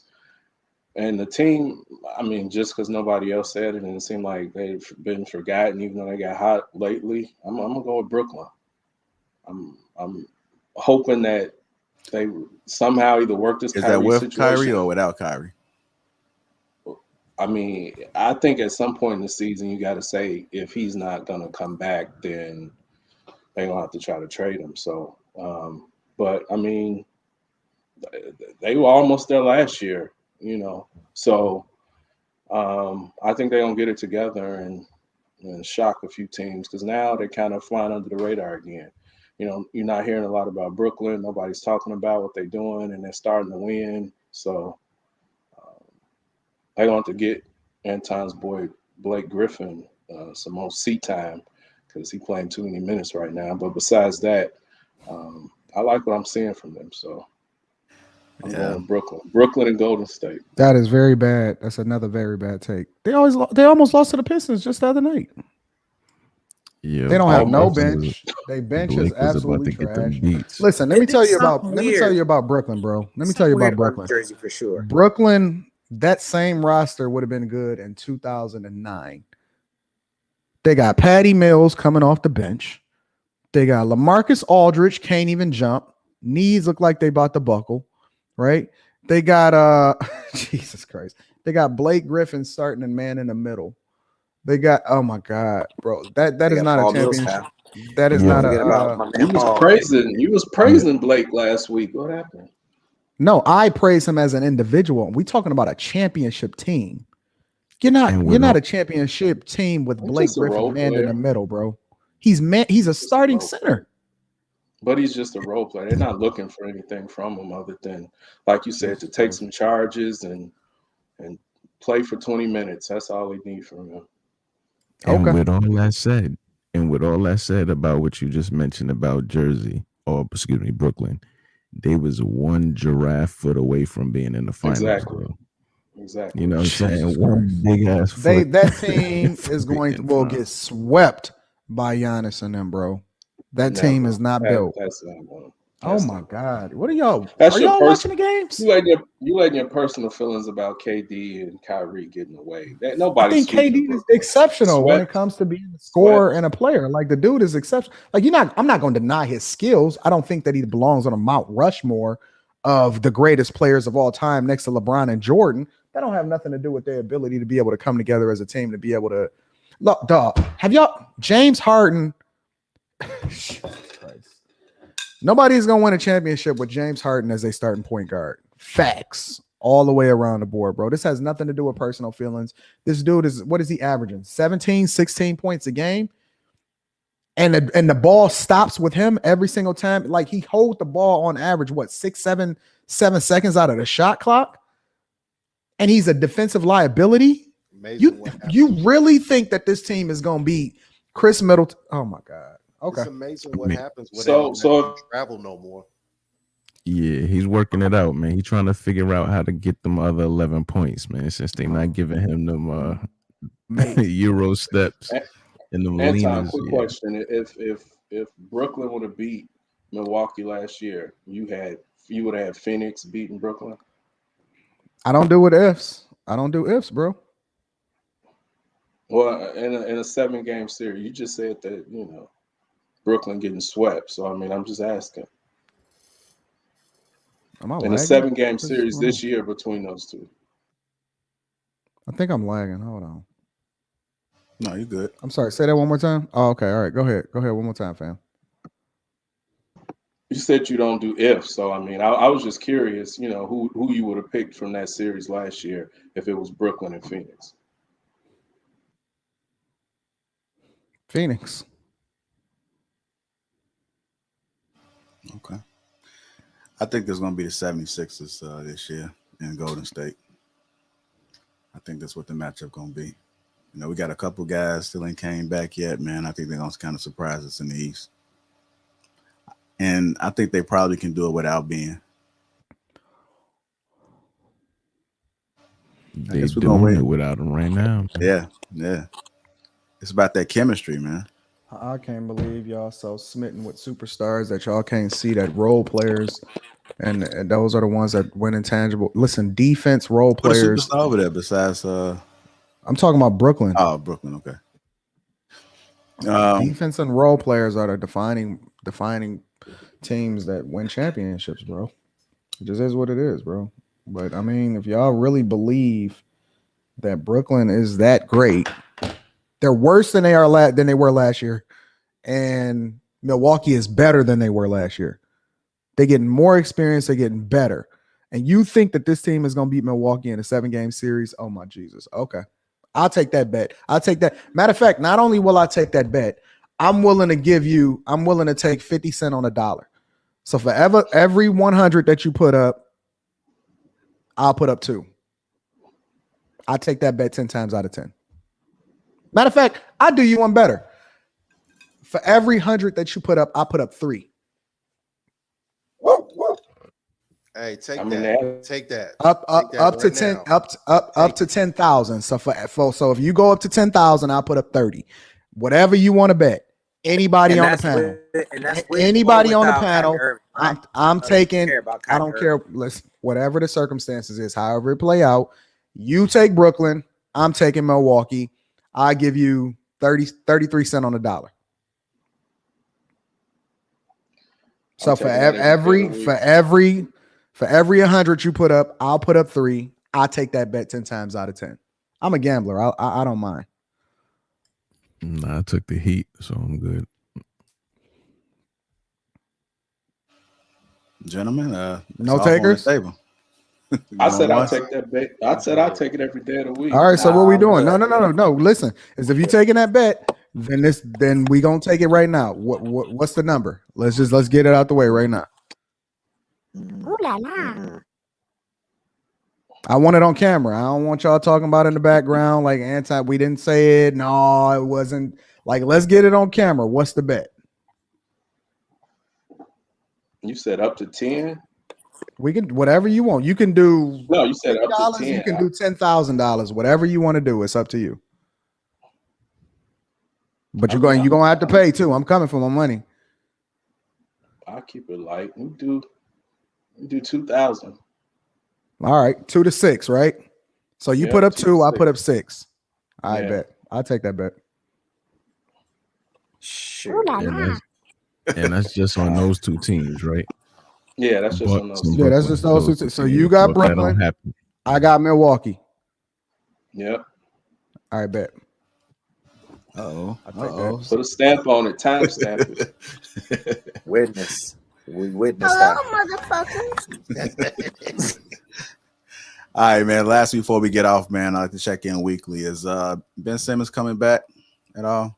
And Kyrie, are they getting traded? I have no idea, bro. I don't know. Look, if you ain't on the court, I don't care. I'm just my old school coach mentality. I don't worry about people who ain't on the court, man.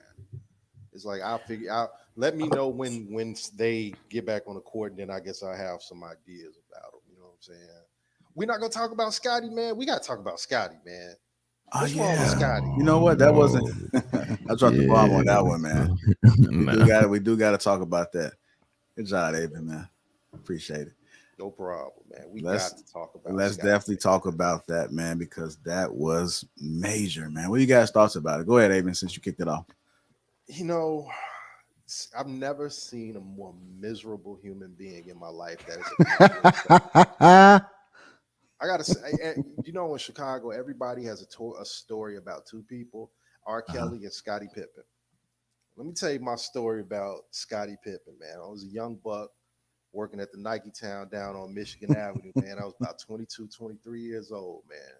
And when we bring the ball players in or the celebrities to go, you know, this is a high-end store, man. There ain't no discount racks in it, you know? So, you know, when these athletes will come in, you assign them a couple of people to walk them through the store, make sure ain't nobody sweating them for autographs, you shop for them, whatever. And, you know, he brought Larson in, man. This is, you know, Larson was still a young little hot thing in the streets. Wait, when was this? This had to be like 03, 04, man. I got you. Okay. And he's just sitting there, you know, just looking unhappy as usual. And I'm on my way out the door. It's the end of my shift. This man said, look me dead in the eye and say, tell my wife I'm ready to go. And I look dead at this dude, and I'm like, all right. I walked right out the door and I went home, bro. I went right home because, like, he's the most disagreeable, just unhappy. He seemed miserable. Man, and it's just, I've never seen him happy before, bro. And I take that back. The only time I see him happy is when somebody is giving him attention. And this is all that this is this week, is he just don't get enough attention. Nothing that has ever happened to Scottie Pippen was ever done to Scottie Pippen. Well, he's trying to sell a book too. All his wounds are self-inflicted. Nobody told you to sit your ass down in that playoff game. Nobody told you to hire that man to run your money, and then he ran off with it. And nobody told you to run your damn mouth about Michael Jordan. He's just ungrateful and miserable, man. He's one of them dudes, and like from Chicago athletes that you just don't want to. You know what he did, but we don't want to shake the pom poms for him. Screw him, man. I'm over. I mean, all right, but put yourself in. I'm not disagreeing with anything you said. I truly believe he's miserable. Really? But think about Scottie, though. Everything he did, yo, there was no way he can go that Michael Jordan's shadow wasn't. You know what I'm saying? Everywhere he went, you go overseas, but you don't see him complaining. Nah, but it's different. It's different because Pippen actually had talent. You know what I'm saying? Or Mace, Puffy and Mace. You know what I mean? Whenever Mace sit down for an interview, of course Puff is coming up. But with Scottie, Jordan, I'm sure he's laying in bed with Lawson and she's asking him questions about Jordan. You know what I mean? So this guy, and then for the guy to have the nerve to be whooping you too, you know what I mean? Because that ESPN special, like, he was straight whooping Scottie in that joint. You know what I'm saying? No, he wasn't, bro. He said if without Scottie, it's no Jordan. You know what I'm saying? Like, he never said nothing negative about Scottie. But I mean, what part of it wasn't true? He pouted and he did not go in the game, and then Tony Kukoc went and hit the shot. I don't understand what part wasn't true. No, it was truth, but it's almost like this is his weak spot. You know what I mean? Like, everything is his weak spot. Future found his weak spot. John Paxson found his weak spot. Everybody found his weak spot. He's a weak human, bro. Find his weak spot. He's a weak human, bro. Real talk. Like, he's a weak human, man. He just whines, man. I hate weak people. I hate weak men. Weak men that have been carried their entire life and coddled, bro. Like, if it wasn't for Jordan, nobody would even be talking about Scottie Pippen at all. Stay in your place, bro. Like, stay in your place. Let's not get out of hand here. Yeah, I kind of agree with that, Anton said. And what you said about the book, I mean, what could Scottie say to get in the media, to get the attention that he's getting now? You say something about Mike, you complain, you talk trash, and man, there's your marketing. Okay, what's going on with Scottie? Let's see what's going on with, I don't think it was anything more than that. Same with that Rashad McCants stuff that you see him talking about Jordan. You throw Jordan's name out there, you get a headline. So I think that's all he was trying to do. You know, the weird thing about it though, bro, is just that like, even like, if you go back, like, Scottie was talking about how he would take LeBron James over Jordan. You know what I'm saying? Like, what kind of work? He ain't never been loyal. Like, even in his excerpt when he was talking about the teammates was mad or whatever, like, he side with the dude that sided against Jordan. Like, he didn't even like John Paxson. He was throwing him under the bus. He threw every single person under the bus. I've never seen Scottie Pippen in any interview highlight anything or anyone based off of how awesome they are versus whining and complaining about his circumstance along with it. Somehow, some way, it always come back to woe is me, and I just don't like that dude. I mean, he just weak, man. He's weak. He also don't know what to do with his hair either. That's my biggest thing. He had the mini fro. I was cool with the mini fro. Then he went to the twist. I don't know what that was going on. Then he had the braids. Those was making his forehead and everything look weird. He had this Joe Campbell look on. So I just think everything's just been wrong with that just alone. So I feel like, yeah, he's just unhappy. I do kind of feel empathy for him too, because if I put myself in his shoes and I gotta talk about Michael Jordan at every opportunity, every time I come around, somebody asking me about something that Michael Jordan did or Phil Jackson or whatever it is, or when Alonzo That's just come with the elbowed game, you bro. in the forehead, and you had that big old knot on your forehead, and he got to talk about that. I feel like I can understand how he's already not the, kind of a weak person anyway. So having to deal with that for the last 25 years, I can see how he would just And wait, not only having to deal with it, but getting rich as a result of it. Like nobody made him sign his bad contract. Like it's always somebody else's fault. Like just own that junk, bro. Like he got rich as a result of it. He still got some level of visibility because of it. And be blessed. Say thank you, bro. And get your life together. Talking about I was watching it with my sons and I felt, but man, get out of here with that. Look, man, here's the thing that a lot of people don't get about Scottie either, man. Ever since he left town, he's been welcomed back over and over again by the organization, man. When that man went broke, the Bulls stepped up and gave him a job, man. It's one thing to screw up your life. It's another thing to screw up your life. People try to give it back to you. You still salty. And he still felt entitled. Yep. Thank God Jordan ain't got no bodies in the deep freezer that Scottie know about, though. Jordan be getting no cuff thrown would have been on him outed. right now. Would have been outed. Would have been outed, bro. All right. Man, it's been a great conversation tonight, gentlemen. Well, not tonight, this morning. Yeah. We miss Zion too, man. We totally. Oh, yeah, we did. Lord, we get him next week, man. We get him next week. So we're going to give him grace this week? I wanted to revisit you saying Tim Duncan was top 5. Yes. I had to go back and do a little bit of research, and you're not wrong about that. I know. But I stand by saying that you had to get 5 players all time, just positionless players. You're not picking Tim Duncan in that. Now you're rephrasing the conversation in order to try to justify your argument. He is the number 1 power forward of all time. He can very much be a top 5 player of all time, bar none. I don't really know what the argument is. Like you went back and researched it, and now you came back and agreed to disagree again. You're not wrong. You're not wrong in that regard to him being the best power forward. I'm only saying that he's not top 5. He is not in your top 5. If you had 5, he's not in my top 5. 5 guys. Tim Duncan. Yes, he is in my top 5. Yes, he is. Yes. Okay. Tim Duncan is in my top 5. I can tell you my top 5 right now. What's your top 5? We all know LeBron. We all know Jordan is going to be in there. I'm taking Kareem Abdul-Jabbar, right? I'm taking Tim Duncan, and I'm going to take Magic Johnson. I prefer to have Isaiah Thomas, but I'm not going to deny the height difference, but I'm going to take Magic Johnson. Magic over Kobe? Yes. We got a Jordan already. I don't need a Kobe. Why do I need Kobe if I got Jordan? Nah, you're thinking. I got you. You're placing it in terms of if they were on the court together. I got you. Yeah, I'm looking at positions. Well, see, you could put Kareem at the 4, and then you put Shaq at the 5. Prime Shaq. No, I'm not taking Shaq over Kareem. No way in hell am I taking Shaq over Kareem. No. I'm saying you put Kareem at the 4. You're taking Kareem over Tim Duncan, and then you putting Shaq as your 5. No. I'm not, bro. Kareem is my greatest of all time. That's my GOAT. Kareem is my number 1 player of all time. I'm not taking over Fat LeBron. Shaq. Yes. And Jordan. Over LeBron and Jordan. Cal, top 5 players for you. Just curious. My top 5, I got LeBron, Jordan, KD, Shaq, and Kareem.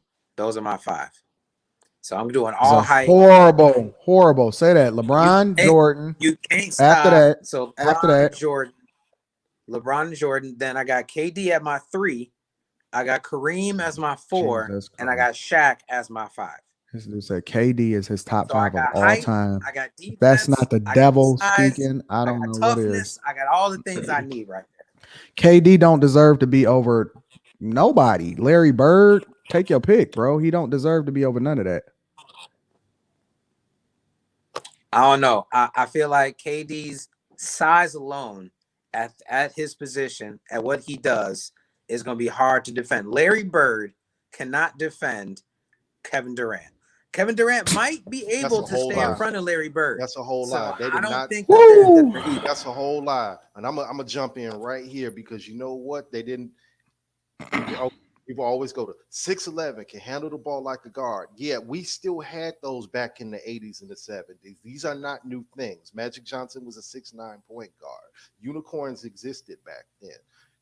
Larry Bird can guard Kevin Durant because Kevin Durant is going to sit there and go back and forth with Larry Bird and then get out of focus. You know what I mean? Like, your boy just told you he went to the game and he going back and forth with people in the stands. Do you know under how wild Larry Bird was when it came to trash talking? This game is way more mental than it is physical, man. Kevin Durant throwing chairs by 5 points in. Kevin Durant be out here throwing a temper tantrum, man. Let's not get crazy, fam. Larry Bird cannot guard Kevin Durant, yo. His nose would be bleeding out there trying to keep up with that dude, yo. Like, Larry Bird, you can give him his props. Yeah. He's not sticking with KD. Guarded Dominique Wilkins. Dominique had no jumper. So disrespectful. Stop him from going to the basket. Y'all are some of the most disrespectful dudes I've ever heard in my entire life, bro. Dominique had no jumper. Stop him from going to the basket. That's Dominique. Dominique was the best athlete of his generation in that game, bro. Could not shoot. Mike won a bunch of dunk contests, but Dominique was the best athlete of that generation. Y'all are so disrespectful. Guarded that man every time. Every time, man. All right, y'all. I'm gonna take a couple calls real quick. This guy got you on mute, man. Welcome to the show. What you got for us? What's going on, brothers? Y'all all right? Yeah, we good. Yeah, what's going on, fam? All right. I just want to hit you with this little rapid fire because y'all covered so many topics, man. There ain't no way we can discuss them all. But if anything I say, y'all want to push back on, that'll be cool. I'm gonna just run it down real quick. So I agree. Scottie Pippen need to shut up. He burning too many bridges and he make himself look stupid. Now, I'm gonna run it from the top. Marcus Smart is the heart of the defense on Boston. And Anton, honestly, your conclusion of what was wrong with Boston is what Marcus Smart was actually saying in the interview. He like, listen, we got to play the game the right way. Move the ball, kick it to me. I'll kick it back to you and give you a better shot. Trust me, that dude got a loose mouth. He said that to all them dudes before. They not listening. Everybody out for self. So yeah, that makes sense. I say you gotta feed your soldiers. Marcus Smart worked hard on that other end. So when you got people working hard on defense and they come back and they don't never touch the ball, they got to get right back on it and cover up all your mistakes. You know what I'm saying? That create animosity within the team. Now you said Vucevic. Come on, man. Don't do my man like that. Chicago looking real good right now. And Vucevic is a part of that. What? He stretched that floor. He is, okay. You remember how LeBron went and got 7 from 3 last night, bro? That's last night, bro. We don't do that. Come on. Now they went and got Kevin Love, who looked like a monster out there in Minnesota. He came over there to Cleveland. He had to take the 3rd seat, and he ain't look like himself. In Orlando, Vucevic was the guy. He came over here to stretch the floor, just like Kevin Love. So he's doing his job. He allowing them boys to play fast. That's what that Lonzo Ball for. Zach LaVine is a whole star. You tripping if you say otherwise. We'll see. And the whole thing is that they not losing to teams in the East, Anton. They not. They lost to what would have been the champs. They lost to what would have been the champs, which is Philly. And Philly was playing out of their mind. Every team in the NBA is turned into the Golden State Warriors all of a sudden. You can't tell me that random dude, I don't even know his name, white dude. He's shooting with hands and faces falling out. Joel Embiid falling out of bounds, shooting threes with Fort Moss. So what's going Fort on? Moss, that's what you're talking about? Okay. Yeah, Fort Moss. So that wasn't no regular game. They lost back to back. I'm sorry. Wait. They lost back to back against the same team. It wasn't one game. Right, the same team, because Philly is a whole problem. They got rid of Ben Simmons. That was the problem. They not beating Philly. They not beating New York. They not beating Milwaukee. They not beating Miami. They not beating none of these teams, bro. Are you saying Chicago is not beating none of these teams? No. They're not beating any of these teams in the 7-game series. No. So are you saying that they won't get out the first round? No, they going I've to the been saying playoffs. that. No. Have I been saying this since day one, JR, that they are not getting out of the first round? Yeah, you said okay. I don't want to bet on that part, but I stand on that. Hey, guess what? You don't stand on it, bro. Hey, look, you do not stand on it, bro. Gentlemen's bet, $1. No, you didn't. You don't stand on it if you said I won't take. Okay. Well, let me bring it all back then. So I say the Eastern Conference Finals. The Eastern Conference Finals will be Brooklyn versus Chicago. Feel me on that. Sit with that for a minute, because I know you got something for me on that. Forget Milwaukee. No, I don't. I think you're absolutely crazy. I don't have anything for you on that one, bro. Okay. Chris Middleton is Carmelo when he was in New York. What? Right now, Chris Middleton. They got the same game. They got the same game. Crazy. Chris Middleton played defense. I don't know about that. Hey, the Bucks is under 500. Let's go ahead and act like that's a real thing. All right. The only reason Phoenix lost to them last year was a coaching mistake. Wait a minute. They decided they wasn't going to build a wall, and everybody roasted Monty Williams. Hold on, bro. Hold on. You can't lose a 7-game series in a coaching mistake. This is not the NFL. This is not the coach. The coach died on the hill. The coach died on that hill. Jesus Christ, bro. You don't agree? No, I'm pretty sure even Mark Jackson admitted. He was like, "Yo, Monty Williams is my guy." Mark Jackson wasn't coaching. What you talking about? Do you respect Mark Jackson's opinion? He's a analyst. I don't care about Mark Jackson. He's a cold coach. He made Golden State. Ain't y'all betting on Golden State? He built them boys from nothing. Okay. Come on now, you can't say you don't respect that. But hey, look, I'll let that die, right? All right, man. Lakers. Final thoughts. Hey, this the end of it. This the end of it. We just had to. They gave me some pushback, so I couldn't get through it. All right. Lakers need defense. They got rid of 2 of the best defensive coaches. That's the only thing wrong with them. That's the separation between the teams. Every team is shooters now, and they can't defend the perimeter. They're not closing out on defenders. It's too many open shots. They ain't got no problem with their offense. Lakers gonna be just fine. As a matter of fact, they're gonna win the West.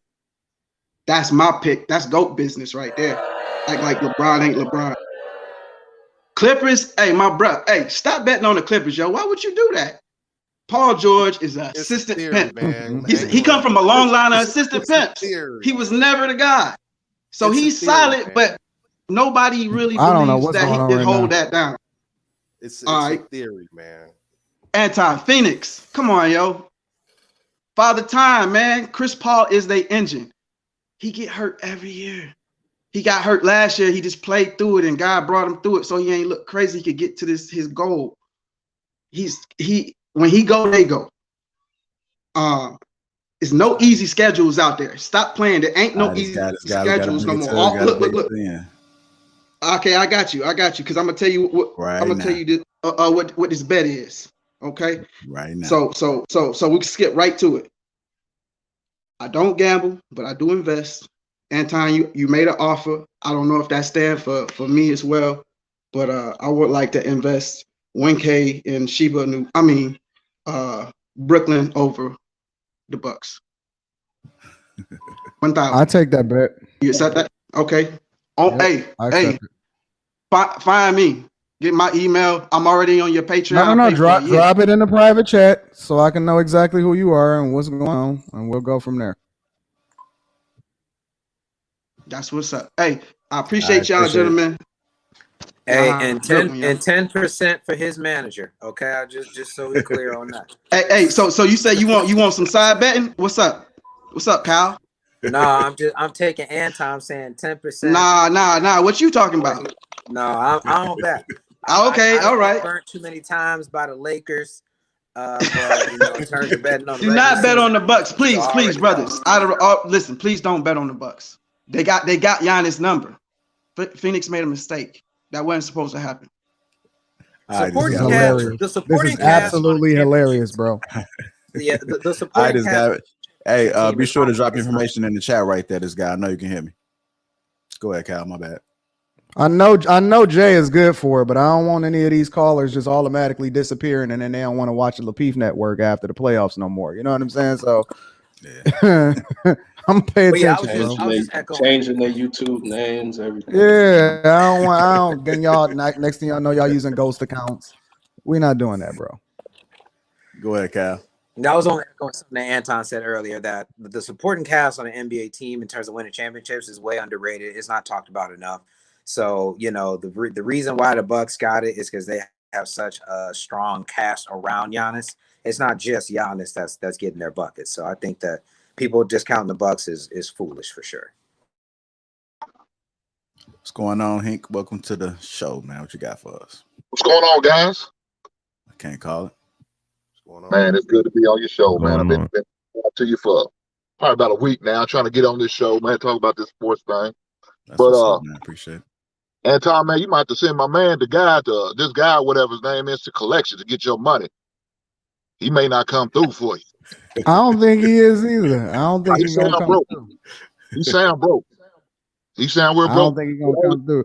He bet 1K on it like it was cool. I said, okay, I'll take that bet.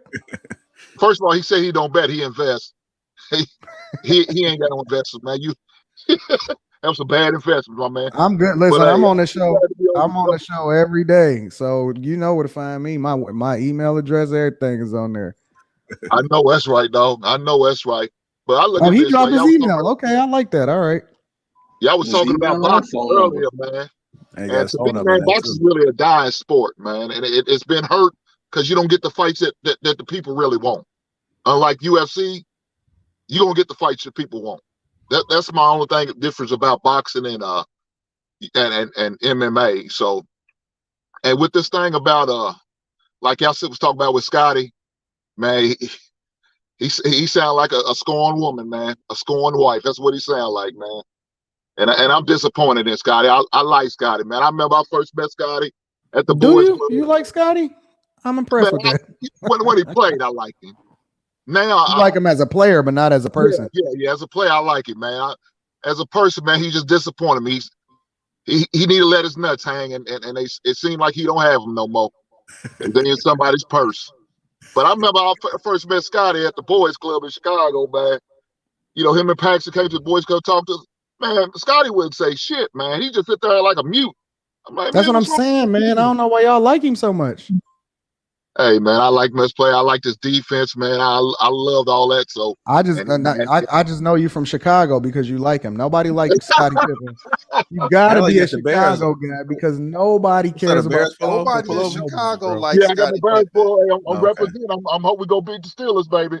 Hey, look, real talk. You know who really don't like Scottie in Chicago? Servers at restaurants, bro.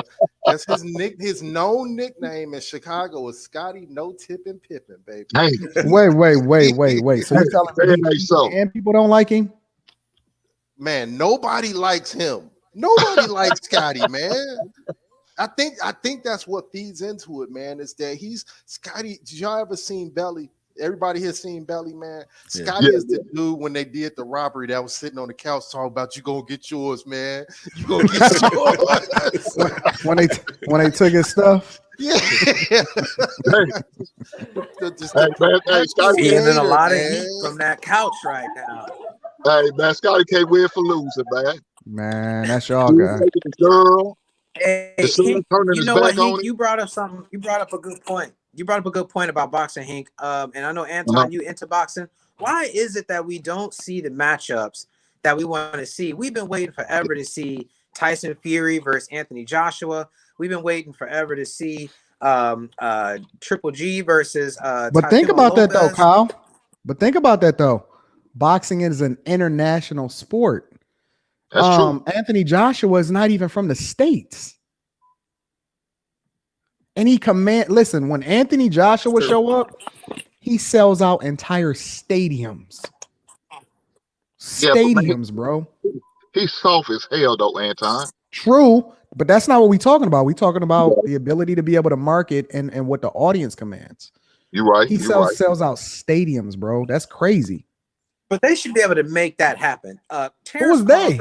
That's the thing. They're their own agents, bro. They should be able to make that happen. They're not a part of the league. They're not controlled. And you know, back in the days, it used to be Showtime and HBO, and the boxers always have a conflict because they don't want the Showtime boxers don't want to fight on HBO, and HBO boxers don't want to fight on Showtime. So when that dissolved, I would think, you know, we're gonna get the fights that we're looking for, but we're still not getting the fights to me. That I think about it though. I mean, Jake Paul is selling out more than MMA fighters. Yeah, that's true. How can you argue about boxing's popularity and Jake Paul is selling out more than MMA? But you know, Nate Robinson sold more tickets than that last UFC fight. Hey, Jake Paul's taking the Floyd Mayweather route, you know, picking his fighter carefully. He's smart. And these UFC fighters, listen, the only other person that truly marketed themselves the way they were supposed to. Hey, Anton, you're in the Matrix. Say that one more time. Yeah, no, I said the only person that truly marketed themselves the way that they were supposed to was breaking up. Conor McGregor is the only person that marketed themselves effectively. Yeah, you're right. That's true. He took the heel approach real early and made a pot and made a bag out of it. I tell you that. They did. Man. But I don't know. I just wish we got the better fights like I said in boxing. I'm a boxing fan too, but I'm also a UFC fan. So I can see either side with Anton, what you were saying and what my man Kyle was saying. It's just you just don't get the fights no more. Now the heavyweight is, you know, to me when the heavyweight is all about the business, man. When they in there fighting, when you got some good heavyweights, man, it seems like boxing's at its best. Right now, you know, the two heavyweights you got is Fury and Wilder, and you know. Well, now I don't even want to see. I don't even want to see Tyson Fury and Anthony Joshua no more, or Deontay Wilder and Anthony Joshua. I mean, I'll watch it. I'm not saying I'm not going to watch it, but I don't know if I want to see it as badly as I did, you know, a year or two ago. And I just think that they, you know, I don't know who the powers that be or the promoters or managers or however it goes, but I just feel like that's such a missed opportunity from a sports entertainment prospect that the MMA, you know, UFC, they make those matchups, they make them things happen. You know, again, Usman and Colby Covington, they done already fought twice. Nate Diaz and Conor McGregor, they done already fought. You know, all the matchups that you want to see. I mean, even the girl division, the best contenders, they fight. Dana White sets that up. So maybe the fact that boxing doesn't have like a governing body on that UFC, man. Ain't no ducking and dodging cats. Hey, you like I said, you might get my man from Small Claims Court or something. Go see Judge Judy and try to get you $1,000 from my man. I appreciate that, JR. Keep doing what you're doing, guys. Hey, man, I appreciate y'all. Thanks, guys. Later. Thanks, man. We're going to take one more call. What's going on? You're on mute, just so you know. What's up, fellas? Good afternoon. What's going on, brother? Oh, yeah. What's going on, bro? Man, the Kyle guy and the Avion guy, bro. Y'all talk. You said Middleton is better than Carmelo Anthony. I didn't say that foolishly. Not you. Kyle said that. You said that Larry Bird can stick Kevin Durant. Yes, he can. And what planet? Yes, he can. What do you think? Because he's taller? No, because he's more skilled. He's more skilled. Wait. Do y'all really realize how good Larry Bird was, bro? I understand how good Larry Bird was. No, man. I don't think people really understand how great this dude really was in real life. He was unguardable, bro. Nobody was stopping Larry Bird. Kevin Durant is unguardable. Who can guard Kevin Durant in the league? So Kevin Durant is stopping Larry Bird? Because we only having this conversation one way. I didn't say he would stop Larry Bird. So what's the difference? Larry Bird wouldn't be able to compete with Kevin Durant. Okay. Next thing y'all know, y'all gonna tell me that Isaiah Thomas wouldn't be able to survive in this league either. Nah, I wouldn't say that he wouldn't be able to survive, but he wouldn't be at the level he was when he was in the 80s and the 90s. Who wouldn't? Isaiah Thomas? Stop playing with me. He'd have been a He bigger would- star. He'd have Bro, been a bigger star. in today's game, In today's Isaiah game. Thomas would thrive more. He would have been better. He would have been better. Isaiah Thomas. They won't be a allowed top to. five. They were allowed to. They Oh weren't my allowed to touch God, you. bro. Was Isaiah Thomas a top 5 player in the 80s? Yes. Isaiah Thomas Yes. was a top 5 player Yes. in the late 80s, 90s. Yes, he was. Fam, do you know how many TVs almost broke between 1987 and bro. 1991 because of that man? Like, Bro. seriously. I don't think you That's listen. The only reason I picked Magic Johnson over Isaiah Thomas is because of Magic Johnson's height. He was an anomaly for the time that he came But into you the would league. pick But there Magic is Johnson no over Isaiah Thomas, right? true point guard that has ever been remotely as good as Isaiah Thomas ever. So Steph Curry ain't better than Isaiah Thomas? No, I don't believe so. I think y'all are living in the past. No, I acknowledge We how in great Steph Curry is. 2021, man. We in 2021, man. These guys cannot compete with these guys in this day and age. It's just too much. Bro, you so wait a minute. You telling me you taking Steph Curry and you putting, because y'all only looking at it one way. You talking about taking Isaiah Thomas and putting him in today's game. You taking Steph Curry and you putting him in 1989 and you telling me that Steph Curry is the Steph Curry of today? He be his daddy. He be Dale Curry. He gonna shoot on you. Christ. Oh my God. He Bro, be you know his how daddy, physical the game. Hold on. You know how physical the game was back then? I think he might have froze. Did he froze it? Did he freeze up? He's still You in know how shot. physical the game was back then? Like They Steph don't is not understand. getting. Oh my God. They don't bro. understand, man. There are times back in the day where you could literally clothesline people and it wasn't getting called, man. No, you wasn't getting suspended or nothing. You could literally scrap. Y'all scrapping on the sidelines, and then it's like, all right, break it up. Let's continue the game. Yeah, I wasn't a fan of the Bad Boys. I hated Isaiah for what they was doing to the Bulls, but I give him his props. He could play in any era. I mean, his game transition. 60s, 70s, some 80s, players that 90s, transcend now eras, he bro. could do it. And the crazy part is, I'm a Chicago dude giving Isaiah. Isaiah is a Chicago dude that nobody in Chicago likes. We And I'm don't rock. giving him his props. We don't rock with Isaiah. You know what I'm saying? I don't know So, why he a legend. Right. You know, He was you a know what legend. happened, man? Nope. You know what? Y'all give Scottie Pippen his props, but y'all won't get Isaiah Thomas. Okay, I got you. I see what type of dude Chicago I are. think we give him his props. We just That's don't why they call like y'all him. Chirac. That's why they call y'all Shout out Chirac. St. Joe's. Because y'all Shout rock out St. with Joseph High y'all School. rock with Scottie Pippen more than Isaiah Thomas. Nope. That's why they call you. Nope. And then they hate Isaiah for that walk off after the Bulls beat them, and he was Oh like, yeah, that was low class. I And like they the give 'em walk their off, bro. props. They hate I didn't. that You know too. what? I I'm not like the bothered walk by off, that. bro. I like agree. the I walk off wasn't because I bothered don't by like the fact that everybody is so soft now. Like, Yeah, I don't Yeah. want to be friends with you on the court. We enemies, bro. it would have been very So then why he anticlimactic. complaining for them to about getting shake left up. off the Olympic team? It's all the same. He walked off. He got left off. It's just the way it happened. Bro, I like the walk off. I mean, I like sports. I like I think like that was the dirty, though. competition. I don't want my guys being friends with each other. I want them to hate each other. I mean, think about it. It's the reason why the rivalry was so great is because of the fact that they absolutely despised each other, and you know the Jordan rules, and they beat up Jordan, but he overcame, and all of that.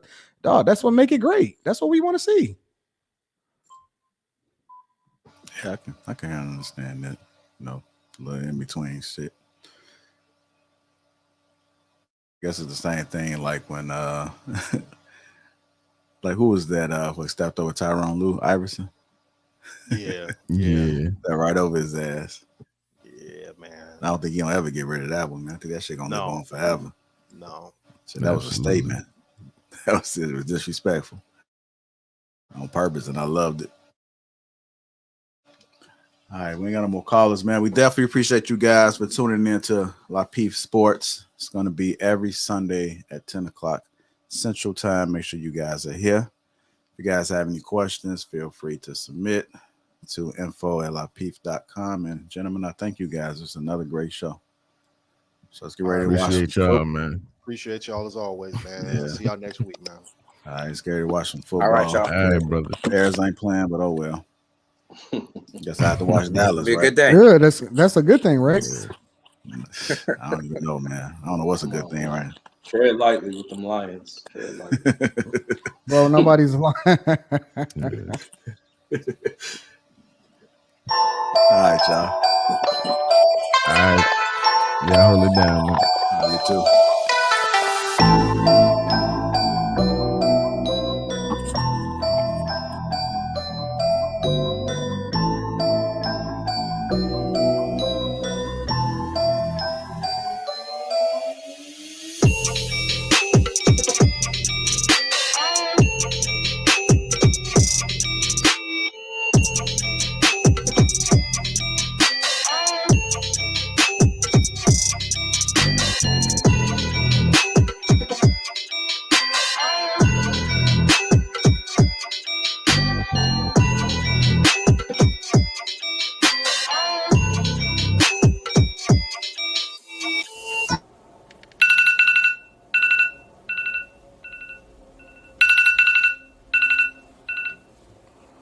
It's too early. I can't believe it's time to get up already, but that's okay. A man's morning routine is everything. The first thing I do is I head to the washroom. My focus, brushing my teeth, my beard, and my skin. Tej Hanley, uncomplicated skincare for men, has changed my life. The face wash, the scrub, the super serum, the eye cream, the AM PM moisturizer has people giving me compliments left and right about my skin. At the beginning of each week, twice a week, I massage the scrub into my face and then I rinse. Every other day, I use the face wash. I put it into the palm of my hands and I spread it evenly across my entire face and my head. The Tej face wash keeps the pores clean and also removes all oil.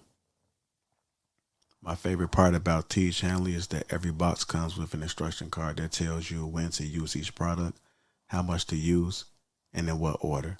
They really make the process of achieving and maintaining amazing skin easy.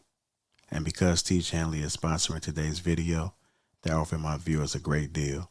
Just click the first link in the description, and not only will you get Tej Hanley for the best possible price, but they also give you a free gift with your first box. Click that link and get started today for just $30.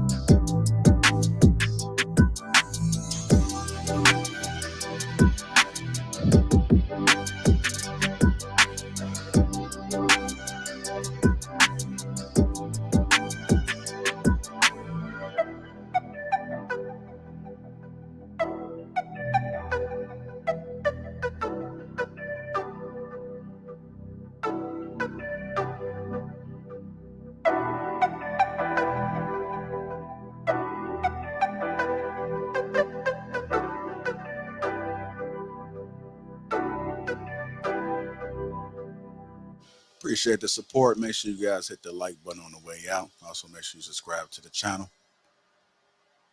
Please subscribe to the channel. We got streams happening mostly every day of the week, and then we got a stream happening tonight. So make sure you guys subscribe.